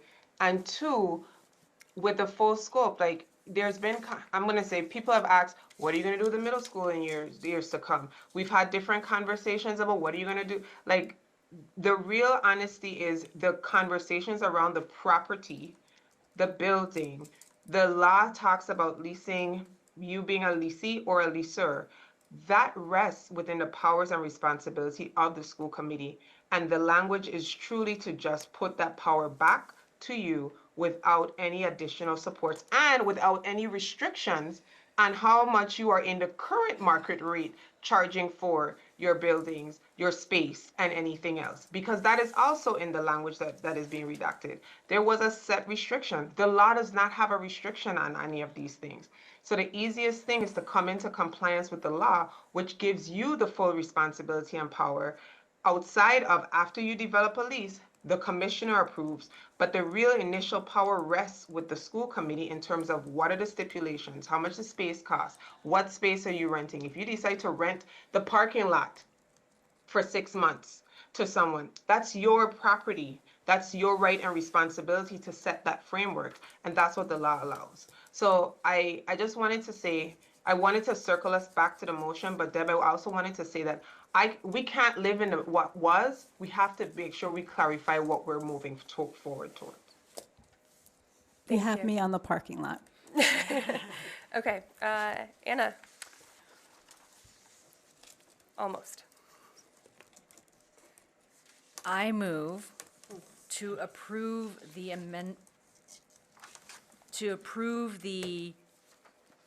I move to approve, subject to Desi's legal review, the amendment to the regional agreement, section 6, subsection G, with the added change of editing it to say consistent with the powers and duties of the school committee as specified in MGL Chapter 70, Section 16.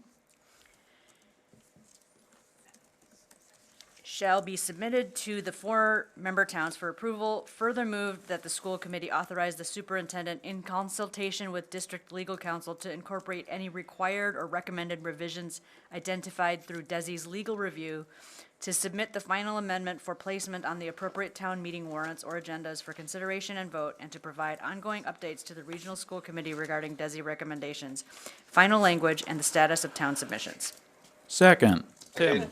Tim, thank you. That's impressive. Okay, thank you. Any quick final discussion? Sarah? It's chapter 71. Did I say 70? Right. Yeah. I meant 71. She wrote I down wrote 71. 71. It says 71, sorry. Excellent. Okay. I almost said mobile vote. That's not the right answer. Roll call. Roll call, thank you. Tim? Yes. Sarah? Yes. Deb? Yes.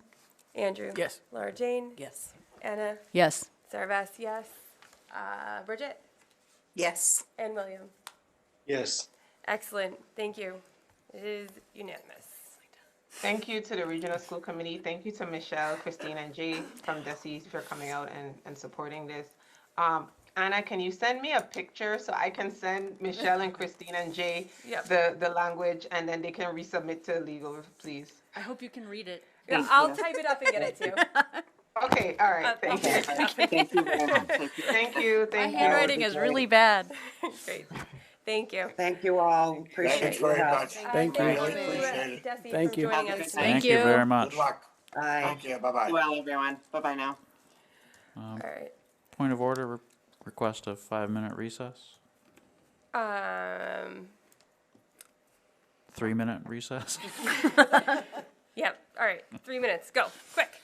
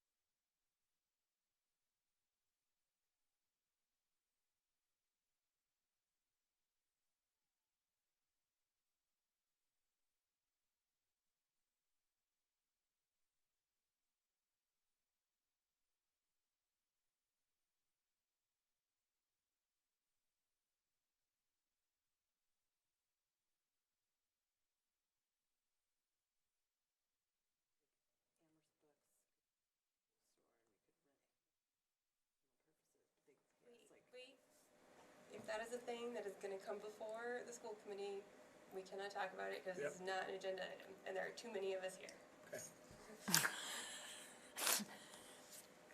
Sorry.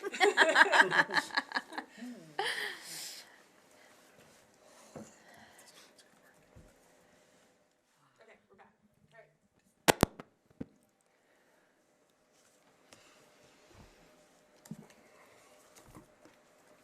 Okay, we have lost our page.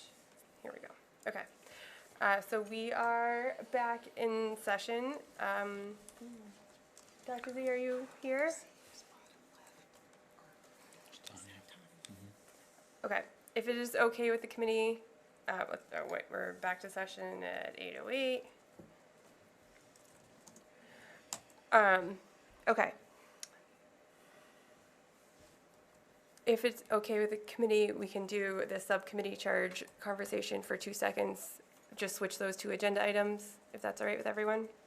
Okay, so I put this on the agenda because we had talked about it, what feels like forever ago. But I wanted to bring it back. Our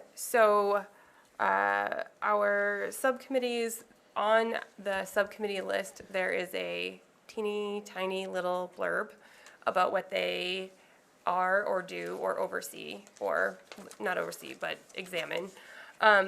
We had a conversation earlier in the fall, I want to say, where we talked about having a consistent charge that was a little bit more specified. So I'm going to ask that the subcommittees take that back up.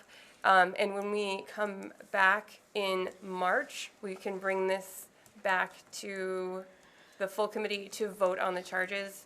I think I mentioned before, I have worked with our brilliant Jerry Champagne and figured out a way that I can save a shared drive that will house the documents for those things, that will explain a little bit more about what exactly any subcommittee is doing. So I would like to request that the subcommittees meet and are able to bring back some sort of updated charge for the full committee to vote on and discuss.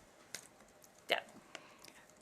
Last time, everybody else did it one way, and I did it differently. Is there a specific thing you're looking for? This should do this many people?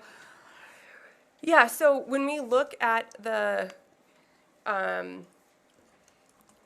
subcommittee,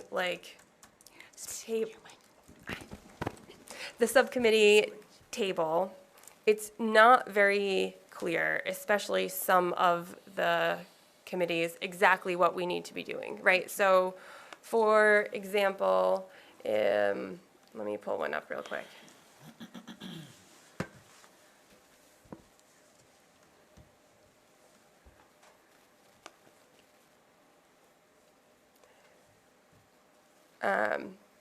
So some of them are pretty, right? So the superintendent evaluation subcommittee, develop evaluation guidelines, evaluation instrument, and timeline.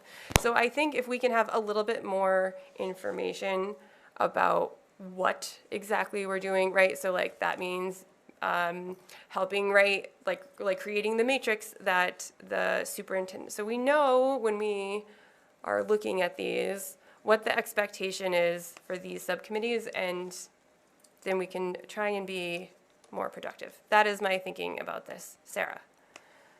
I finally found it. We discussed some draft charges on October 14th. I don't know if you want to reference, do you want to call out a document, like this is too long, or this is just right, or this has the kinds of things I'm looking for? Looks like we had all of them. October 15th. Did you say 15th? I'm sorry, 14th. 14th. 14th.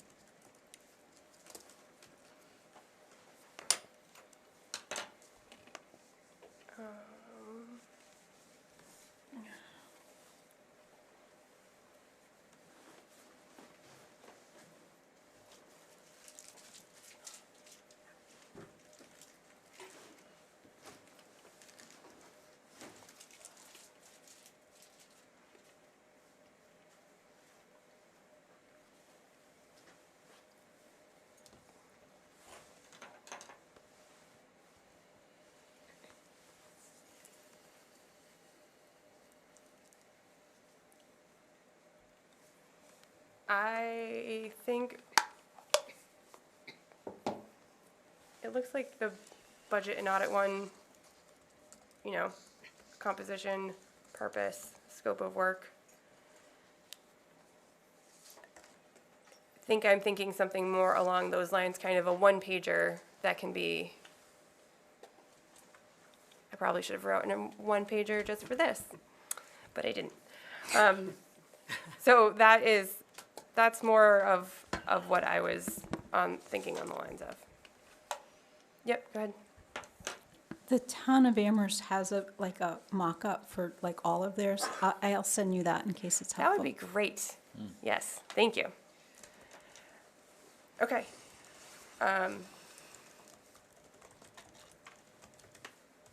Sometimes Board Docs is great, sometimes it's terrible.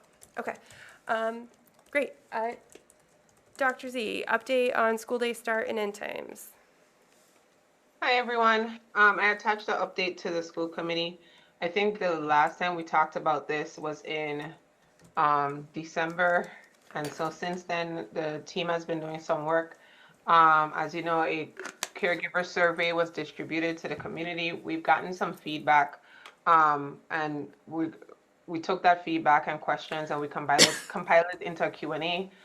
We sent that Q&A out last night. I also attached the Q&A.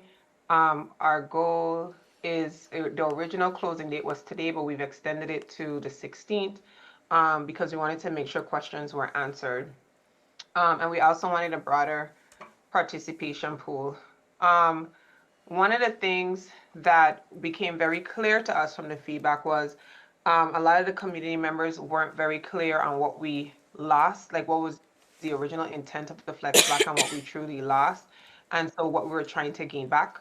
And really what we're trying to gain back is student choice, student opportunity to engage in different and to student supports. And really one of the key things that we were doing is shifting the school, the way how the current schedule rests. Teachers arrive about at 8:15. It's about 45 minutes before the start of the school day. We were shifting the time to allow for teachers to have time to support students or students to gain support in the afternoon for clubs and different things. So we kind of made sure we put that in the Q&A so we could outline like where those different shifts are. Those are things that were asked. I think the last time there were some questions around how did the staff feel about this. And so the high school had originally had a conversation. I met with the teaching and learning committee, who are the department chairs, and they were the speaking voice. They went back and they did a survey to include more staff members, not just Unit A, but Unit B and C as well at the high school. And so the most recent responses has been about 81%. As you can see from the picture, the graph, 81% actually support that at the high school. The middle school did their initial feedback survey in December, where they were told, and I made a typo when I was writing my notes around the attached memorandum. So thank you, Sarah Marshall. I didn't see that till a little late. But the survey that the middle school did, they actually had 3 questions that they wanted qualitative review. So I kind of analyzed it for some themes around the potential benefits, an earlier start, and to get their feedback. The participation wasn't as broad as the high schools, so my recommendation would be to the middle school team during this time to kind of reissue the similar survey as the high school just reissued and get a broader perspective, and then we can bring that forward when we bring forward all of the survey data. The district team, we're working on looking at the implications for students, staff, and families. And so we're reviewing transportation implications, the academic implications, what are the supports. One of the key areas that we're seeing, and I think we're going to talk some more about this even when we talk in a budget conversation, is that we're going to start as a district team. We've agreed in starting to present from who we serve and how we are serving or not serving individuals or the students that are within our care. One of the things that we're looking at is in terms of, like, for example, specifically mathematics, the amount of students who come into the region and we are unable to get them into even, I'm not even going to say higher level mathematics. The percentage of students who come in and they are doing a lower level math course prior to even entering into algebra because of the gaps in their skills. Students who go into algebra need their additional supports. So the real concerns here is trying to provide supports for, and I think some of the perception is we're doing this all for athletes. We're not. We're also doing this for our students who are marginalized, our students who are struggling to meet their requirements, our students who need the additional supports, and trying to make sure that we provide the frameworks in place. So this is the update. The next update that I plan to make sure we have is a clear analysis of all the data that we've received back. Make sure that we have a clear picture for you on the implications to transportation, scheduling alignment, academics. And even if after we've done all of this work, a possible recommendation might be to just remain at where we are, right? But we at least need to determine what is the best way to meet our students' needs. So that's my update. Thank you, Dr. Zane. Tim. Thank you so much for all this. It's really helpful to see it. I really appreciate all the work you're putting into this. I know it's hard to do any kind of social research. One thing I would suggest is that, and the reason I'm suggesting this is because I really see that this is a very difficult change for the entire district to contemplate. I don't think of this as just for athletes. I see a lot of benefit to a lot of people to changing to an earlier start time to free up that after school time. I've looked up and down this issue. I totally get that. I also see a lot of drawbacks to going to an earlier time. So I think it might be worthwhile after the second round of survey to consider a key informant interview approach to collecting more feedback from caretaker community members and perhaps students as well. I don't have any recommendations for how you might identify key informants, but I think that that would be a good approach as a follow-up. I also wondered, and this may not be appropriate, but I also wondered if the school council could be a source of feedback on this. Am I using the right term? School council, they work on the school improvement plan? Like the parent. Site councils, yes. Site councils, okay, yes, thank you. I don't know if it's appropriate for those bodies to provide feedback in a kind of ad hoc manner, but that might be another source of good information. Thank you. Thank you. Sarah? Yeah, a couple things. I think getting student feedback would be important and really useful. So I just want to make sure, like my one sentence interpretation of this possible proposal from the high school point of view is to shift the teacher's free time from before school when there are no students there to help to after school when there are students there they can help. That's that's kind of the bottom line. All right, as for the middle school, there's no change to the structure of their day, I don't think, in this. It just simply slides down the clock. Just the whole day starts earlier, but is otherwise unchanged. Is that correct? So the same shift that would happen for staff at high school would happen for staff at middle school. They both report at 8:15. They have this gap in time, and then the students arrive at 9. So the same thing that you are understanding for high school would happen for middle school. And so they can do the same clubs. They Ooh, you froze. can do after school assistance. The same am I good? Yeah, you're back. Good now. yeah. You're good now. Okay, so the same thing would happen, the same opportunity for the late buses would run through, and we're making sure that we've identified for the possibility of the late buses and making sure the late buses hit all 4 towns that serve the region. So those are things that we're working into in terms of the system-wide implications and transportation and things like that. Okay. But the same understanding you have for high school, apply that to middle school. Okay, good. And last thing is morning movement and mentoring. this fabulous program that happens before school. I just hope you're in communication with them about, I would hate to lose that or, yeah, make it So- difficult. Yeah.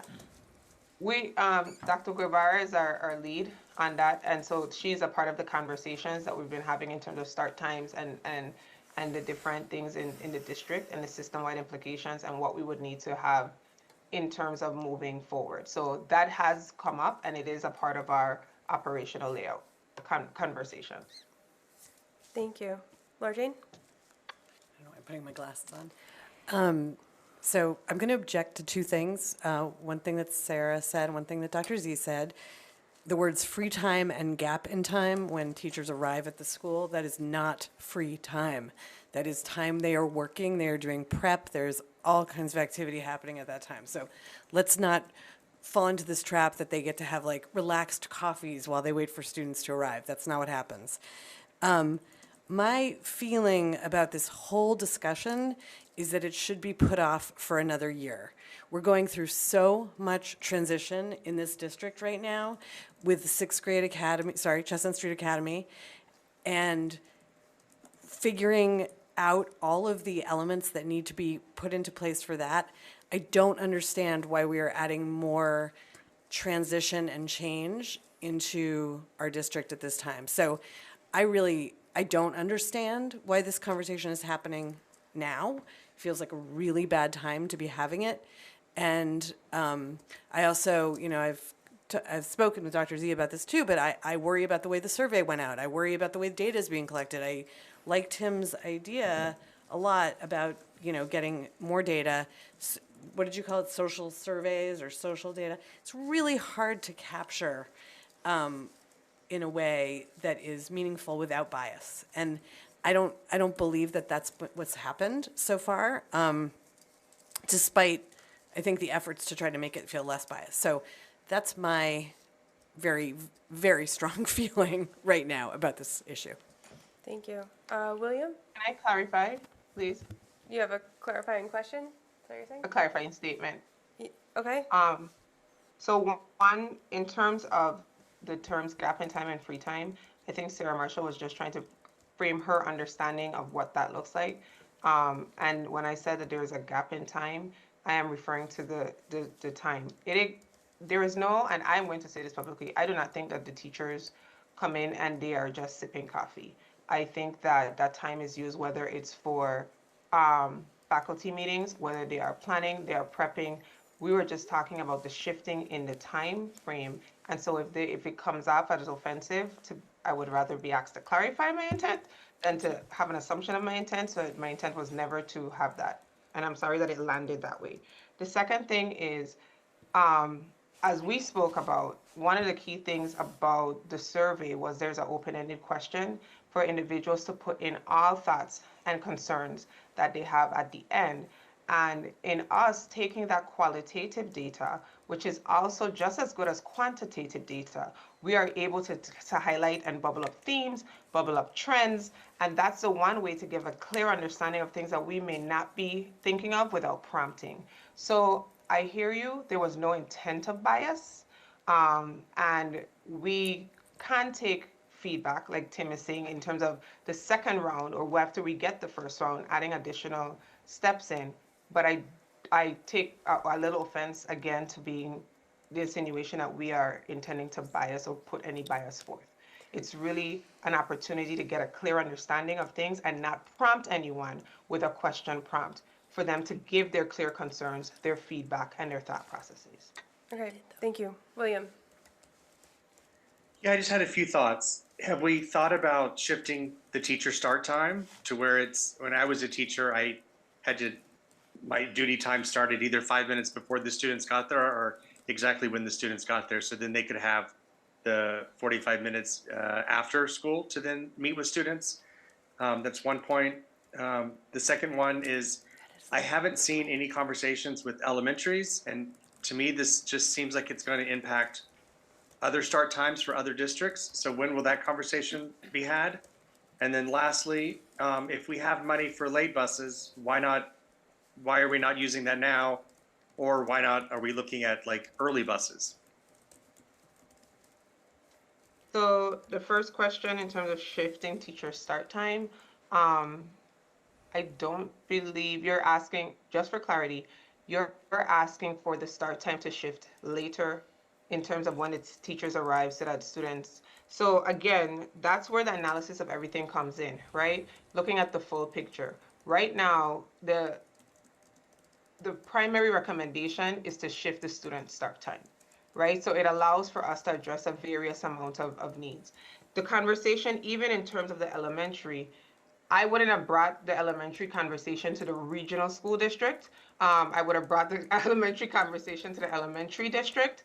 And so we do have a survey going out to the elementary, the Amherst Elementary District, because there's some operational concerns that we have at the Amherst Elementary with the opening of the new school and the impact for some time. But I did not see the need to bring that to the regional school district. So, but there is conversations with the elementary. In terms of the late buses, there is currently one late bus that has been being run, and it's only been run um, in the Amherst area. It was brought to my attention by a school committee member, and so around the fact that this inequity existed, because I thought the late buses went to the towns. When we went through and we looked at it, we were actually um, it's allowed, I think, in a contract. I don't know if we budgeted appropriately for it. So now we're going to work to budget appropriately for it. That's one of the things that we need to work on regardless of where the time is, because that is actually something that has halted our students from our other towns from participating in after school programs, from staying late because this bus has only been running in one specific area. Thank you. Bridget? So when the principals for the high school came and presented, and what Dr. Z said at the beginning of the session really have a lot of compelling points for me. And so like generally I felt like this is an idea that I can understand, particularly at the high school level, why they're coming forward with it, what the rationale is. It seemed very much driven by the student experience. And so I had a lot of appreciation for it. But then I received all three of these surveys, and each of them was different. One of them had a really long preamble that definitely was explanatory, but not in a pros and cons way, in a way that I feel like by any sort of objective methodological measure would skew your data. It was very much like, we're doing it for X, Y, and Z, all good reasons, and not sort of weighing out the pieces. And then, just the three questions didn't align. It didn't seem like there's any way to like very clearly align the data. And I did notice that qualitative spot that you're talking about, but I didn't notice a prompt there that felt like it was really encouraging me to like write anything in. I didn't fill it out. I'm someone who's interested in surveys. So then my thought was like, who's writing the surveys?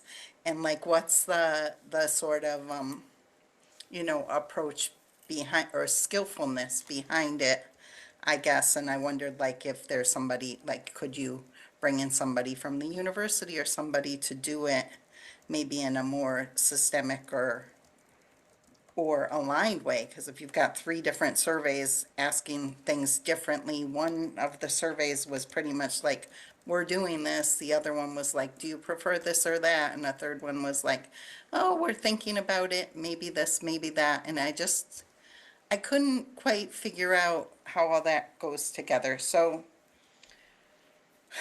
long story short is like, just once you get that data, I think there's still work to do. So like in getting the feedback. And I did appreciate that you had the interviews with the teachers, the middle school teachers, because I thought that got to a lot of the nuance there. And since it was really high school driven, I'm glad that you did that and started to do it and can look at the pros and cons of it. So nothing specific, just when I read the surveys, I was like, wait, what? So can I? Thanks, Bridget. Clarifying statement. Go ahead. So I have Anna, Tim, Laura Jane, and Sarah Marshall, and then I think we need to move on. This will obviously come back before us again. Dr. Z, you're good? Okay. Anna. So, thank you for doing this. I think I'm going to echo Bridget in saying that I think the design of the surveys could use a little modification. The one survey that I recently saw really pushed one perspective, and it was the preamble was all the positives about starting early and none of the possible negatives, and then just asked basically one question: do you support it? And I don't think you're going to get the information that is needed from that kind of a survey. For me, the biggest issue is there are so many other outside factors that it's not just like what's best for the kids. It is, how are we going to afford this? What does this mean for the elementary schools? And how does this have like a system-wide, how does this work? And I understand that it's, maybe first you need to figure out if anybody even wants to do this, but I can't have an opinion about whether I want to do this when I don't know how this affects the elementary schools and when I don't know how we can afford this. It doesn't seem financially doable, and I don't know if, Shutesbury has put up a huge amount of pushback on changing drop-off times to their school in the past. They've been very, very resistant to any changes in their schedule, and their teachers' contracts don't allow it, and they would have to do some very serious negotiations with the APEA there. And so that might mean having a completely different bus system from the elementary schools. And I would like to see information, and I know it says next steps, we're going to gather some of this information. I would like to see that information before I have any kind of an opinion about this. Thank you. Tim. Sarah, can I, before it goes on, because now Bridget and Anna said something and I need to clarify it before it goes too far and I forget. Is that fine? Yes, go ahead. All right, two things. Everyone does not pay attention to school committee meetings. Everyone does not zone in. Everyone does not listen in. Everyone does not read articles. So the intent of what you are calling the preamble was to say, these are the reasons why, so that when someone receives, any parent receives a survey saying, hey, we are proposing start time changes. Do you support it or not? They have an understanding of where we are coming from. Like, why are we proposing it? And that's how it was written. We are proposing it because these are the things that we are trying to address. I think that it is unfair, and I'm just going to, and everyone gets to speak, to compare the three surveys without asking a clarifying question of what the intent of each were. And so to say that they were written differently, correct, because they each had a different intent. They each were designed to capture the concerns of the community around what they were intended for. So for example, Chestnut Street Academy was to figure out from parents, what operationally are we missing? What do you feel that in this process we need to communicate with you when it comes to your children coming to school? What are the 3 or 4 important things that we need to capture and share with you around communication for the operations and logistics of Chestnut Street Academy? The elementary districts, which again, if I knew that the regional school committee would have wanted me to talk about the elementary districts, I would have prepared my regional school committee update very differently than to bring forth the elementary, not bring forth elementary information here. And so thank you for letting me know that. I will make sure that moving forward, I put that information in there. In terms of your comment on Shutesbury, in our transportation contract, previously Shutesbury was tied to our tiers. So there was a hard,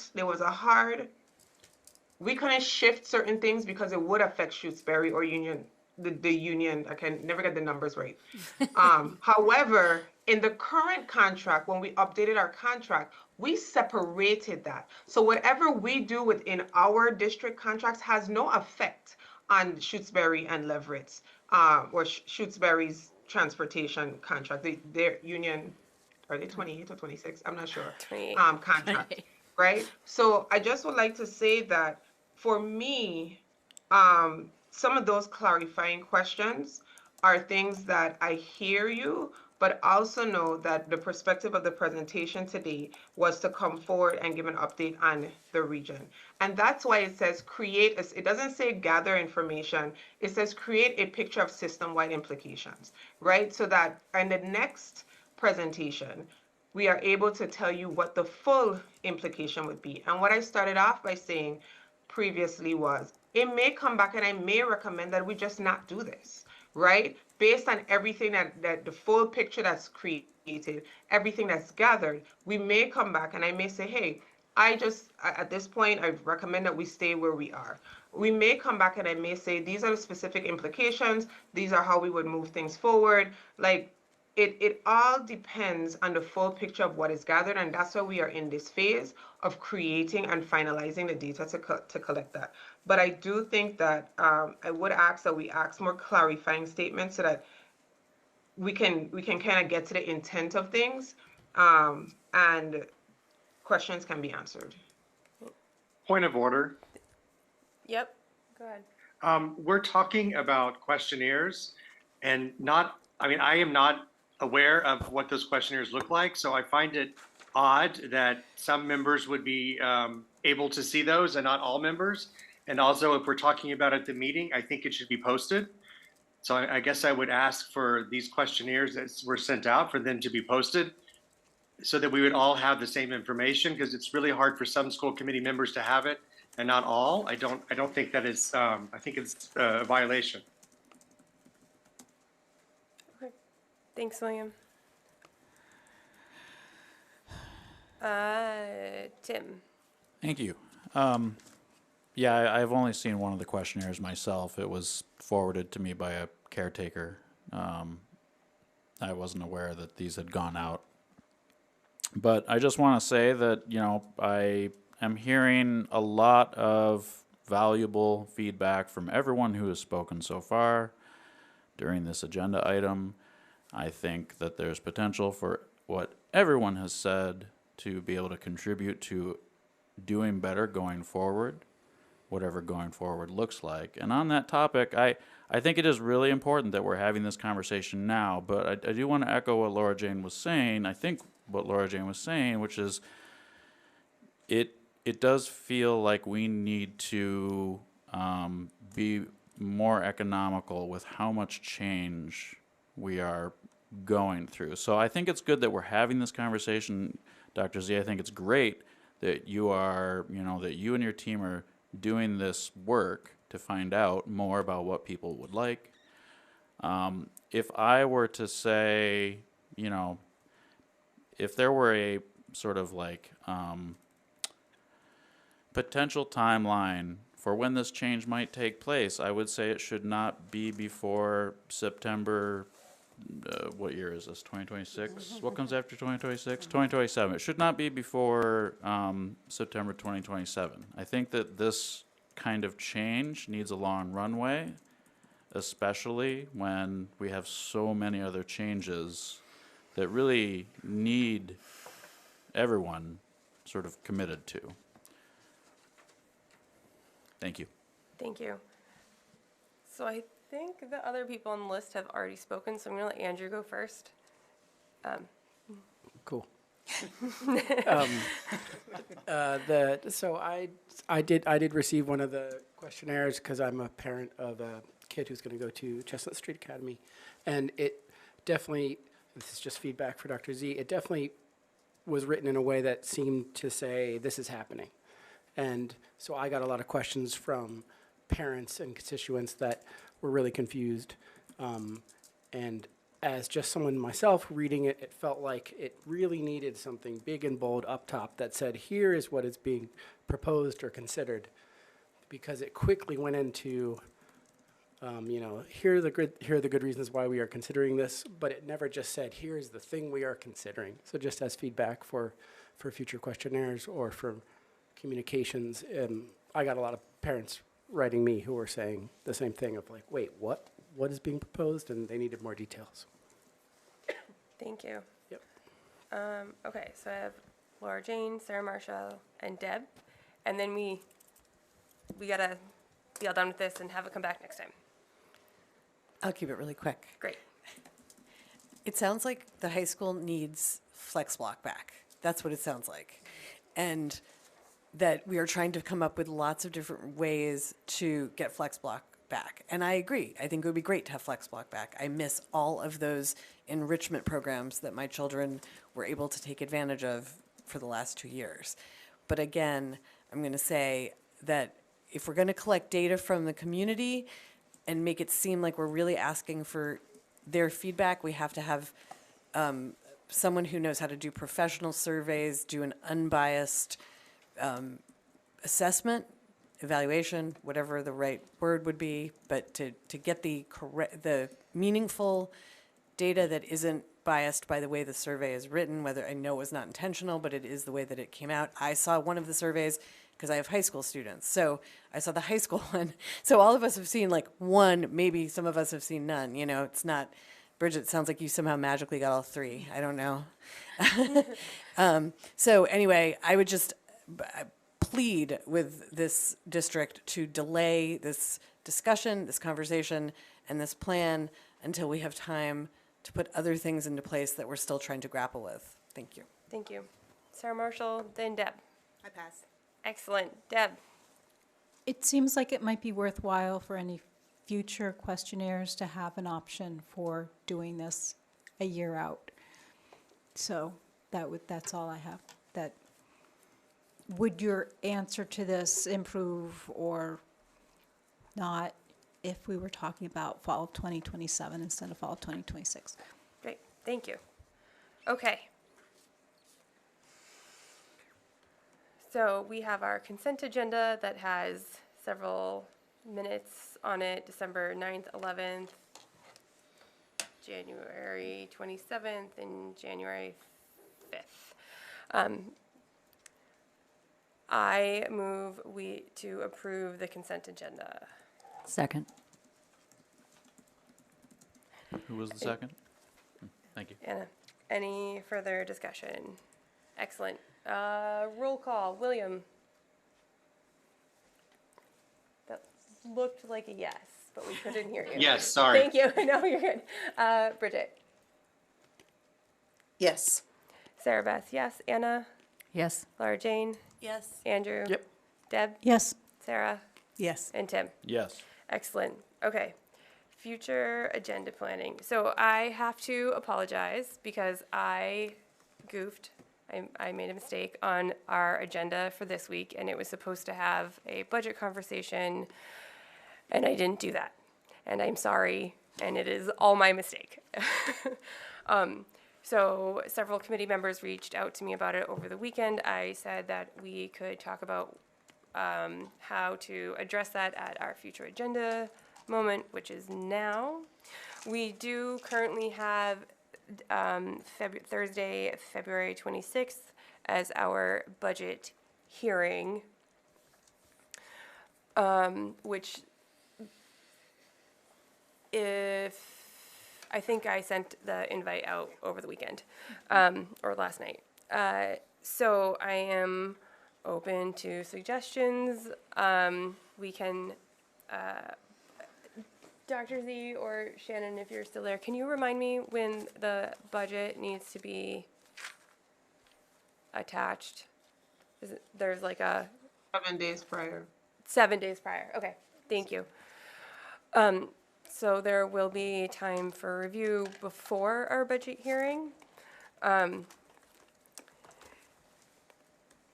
So that's where we are. Sarah? Seems to me we need to decide if this committee wants to hear about the budget and talk about it at all before we hear from the public, or whether we're all just going to hear the presentation at the same time. So That's what we've lost by not having it today, is an opportunity for us to engage with Dr. Z and Shannon. So if we want to have that before the hearing, we would have to pick a date. Yep. Any thoughts, feelings, feedback? Tim? Well, I'll be out of town, but my calendar is clear next Tuesday evening.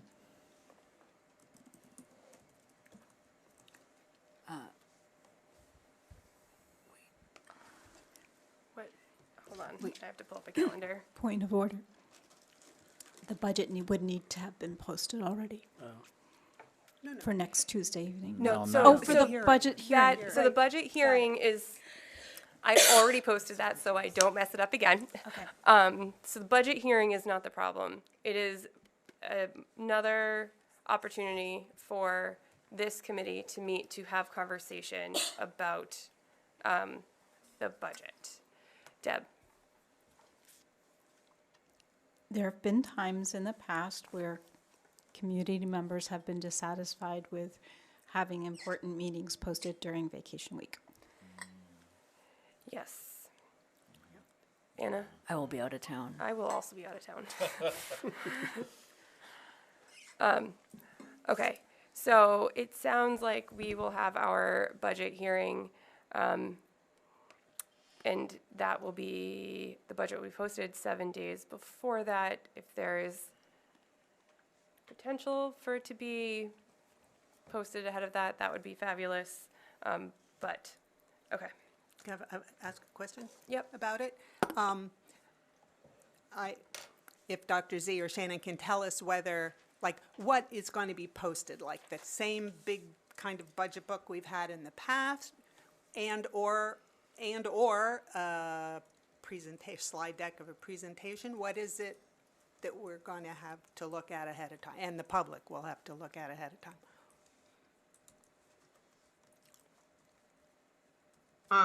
Shannon had to step away.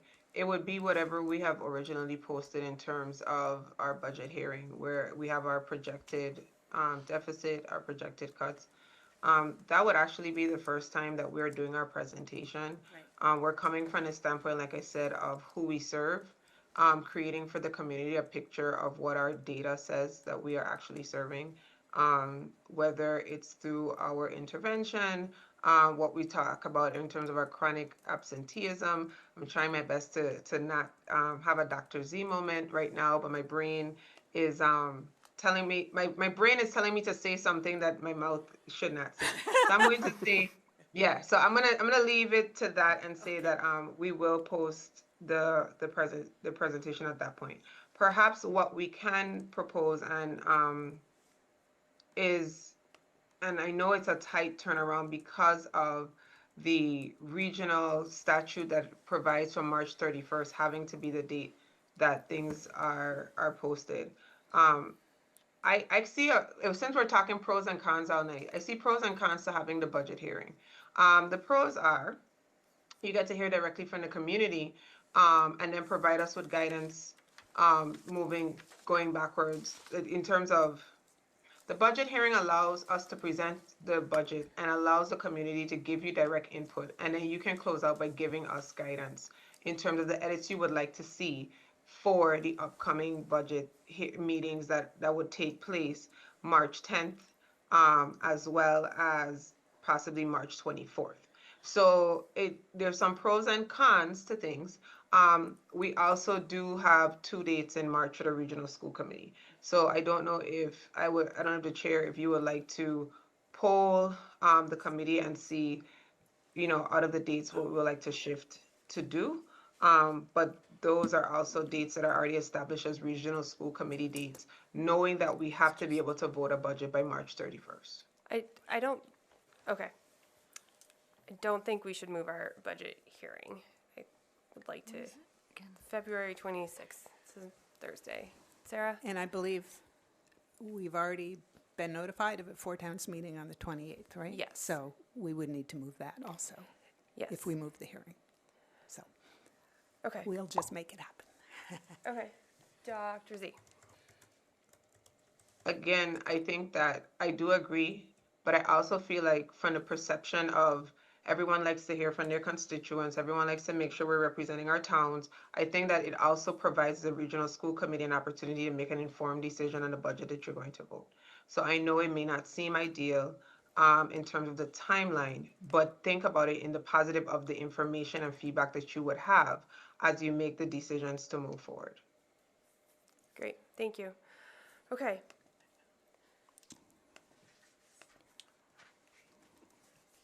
Tim? In terms of people that I'll be talking with ahead of the hearing, I think it would be sufficient if I just share with them the documentation shared 7 days ahead of the budget hearing and go over that with them. I'm a little nervous about delaying the hearing. Thank you. William? You're talking about future agenda items now, or no? I'm Yes. a little confused. Okay. Yep. So I would say strategic plan update, RIM update, implementation of JICFB, bullying intervention prevention plan, update on edits. When will policy have a joint time again so we can go back over policies? Okay. And then an update Wait, on how hold on. Chestnut. I sorry. can't type that fast. I apologize. It's okay. So I got strategic plan update, the BPIP update, BRIM update, Implementation of JICFB. FB. Okay. When will we have a joint meeting again for policy? Okay. And then lastly, an update on how Chestnut will impact middle school as far as bathrooms and a map. When will we see that as a region to see how it's going to affect the region? Great. Thank you.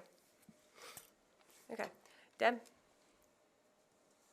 All of those sound like good joint Amherst School Committee, regional school committee topics. So The chairs can look at this ever-evolving list and coordinate how to move forward. because some of them are tentatively already on our Amherst School Committee agenda. Okay, so the For- chairs can Okay. connect. Okay, figure that out. Okay. All right. I will move that the Amherst Pelham Regional School Committee now consider entering executive session to pursuant to MGLC 30A, Section 21A, Purpose 3, to discuss strategy with respect to collective bargaining, APEA, or litigation, Cunningham, McGee, Dykes, Santos, Hernandez, MCAD agreements in place. If an open meeting may have a detrimental effect on the bargaining or litigating position of the public body, and the chair so declares, and I do declare, and to approve minutes in accordance, I don't think I did that, with open meeting law, MGL, Section 30A, Section 22, with no intention of returning to open session. Second. Sarah Marshall? Thank you for staying. Tim? Yes. Sarah? Yes. Deb? Yes. Andrew? Yes. Laura Jane? Yes. Anna? Yes. Sarah Bass, yes. Bridget? Yes. And William? Yes. Excellent. We'll meet you all in executive session. Thank you.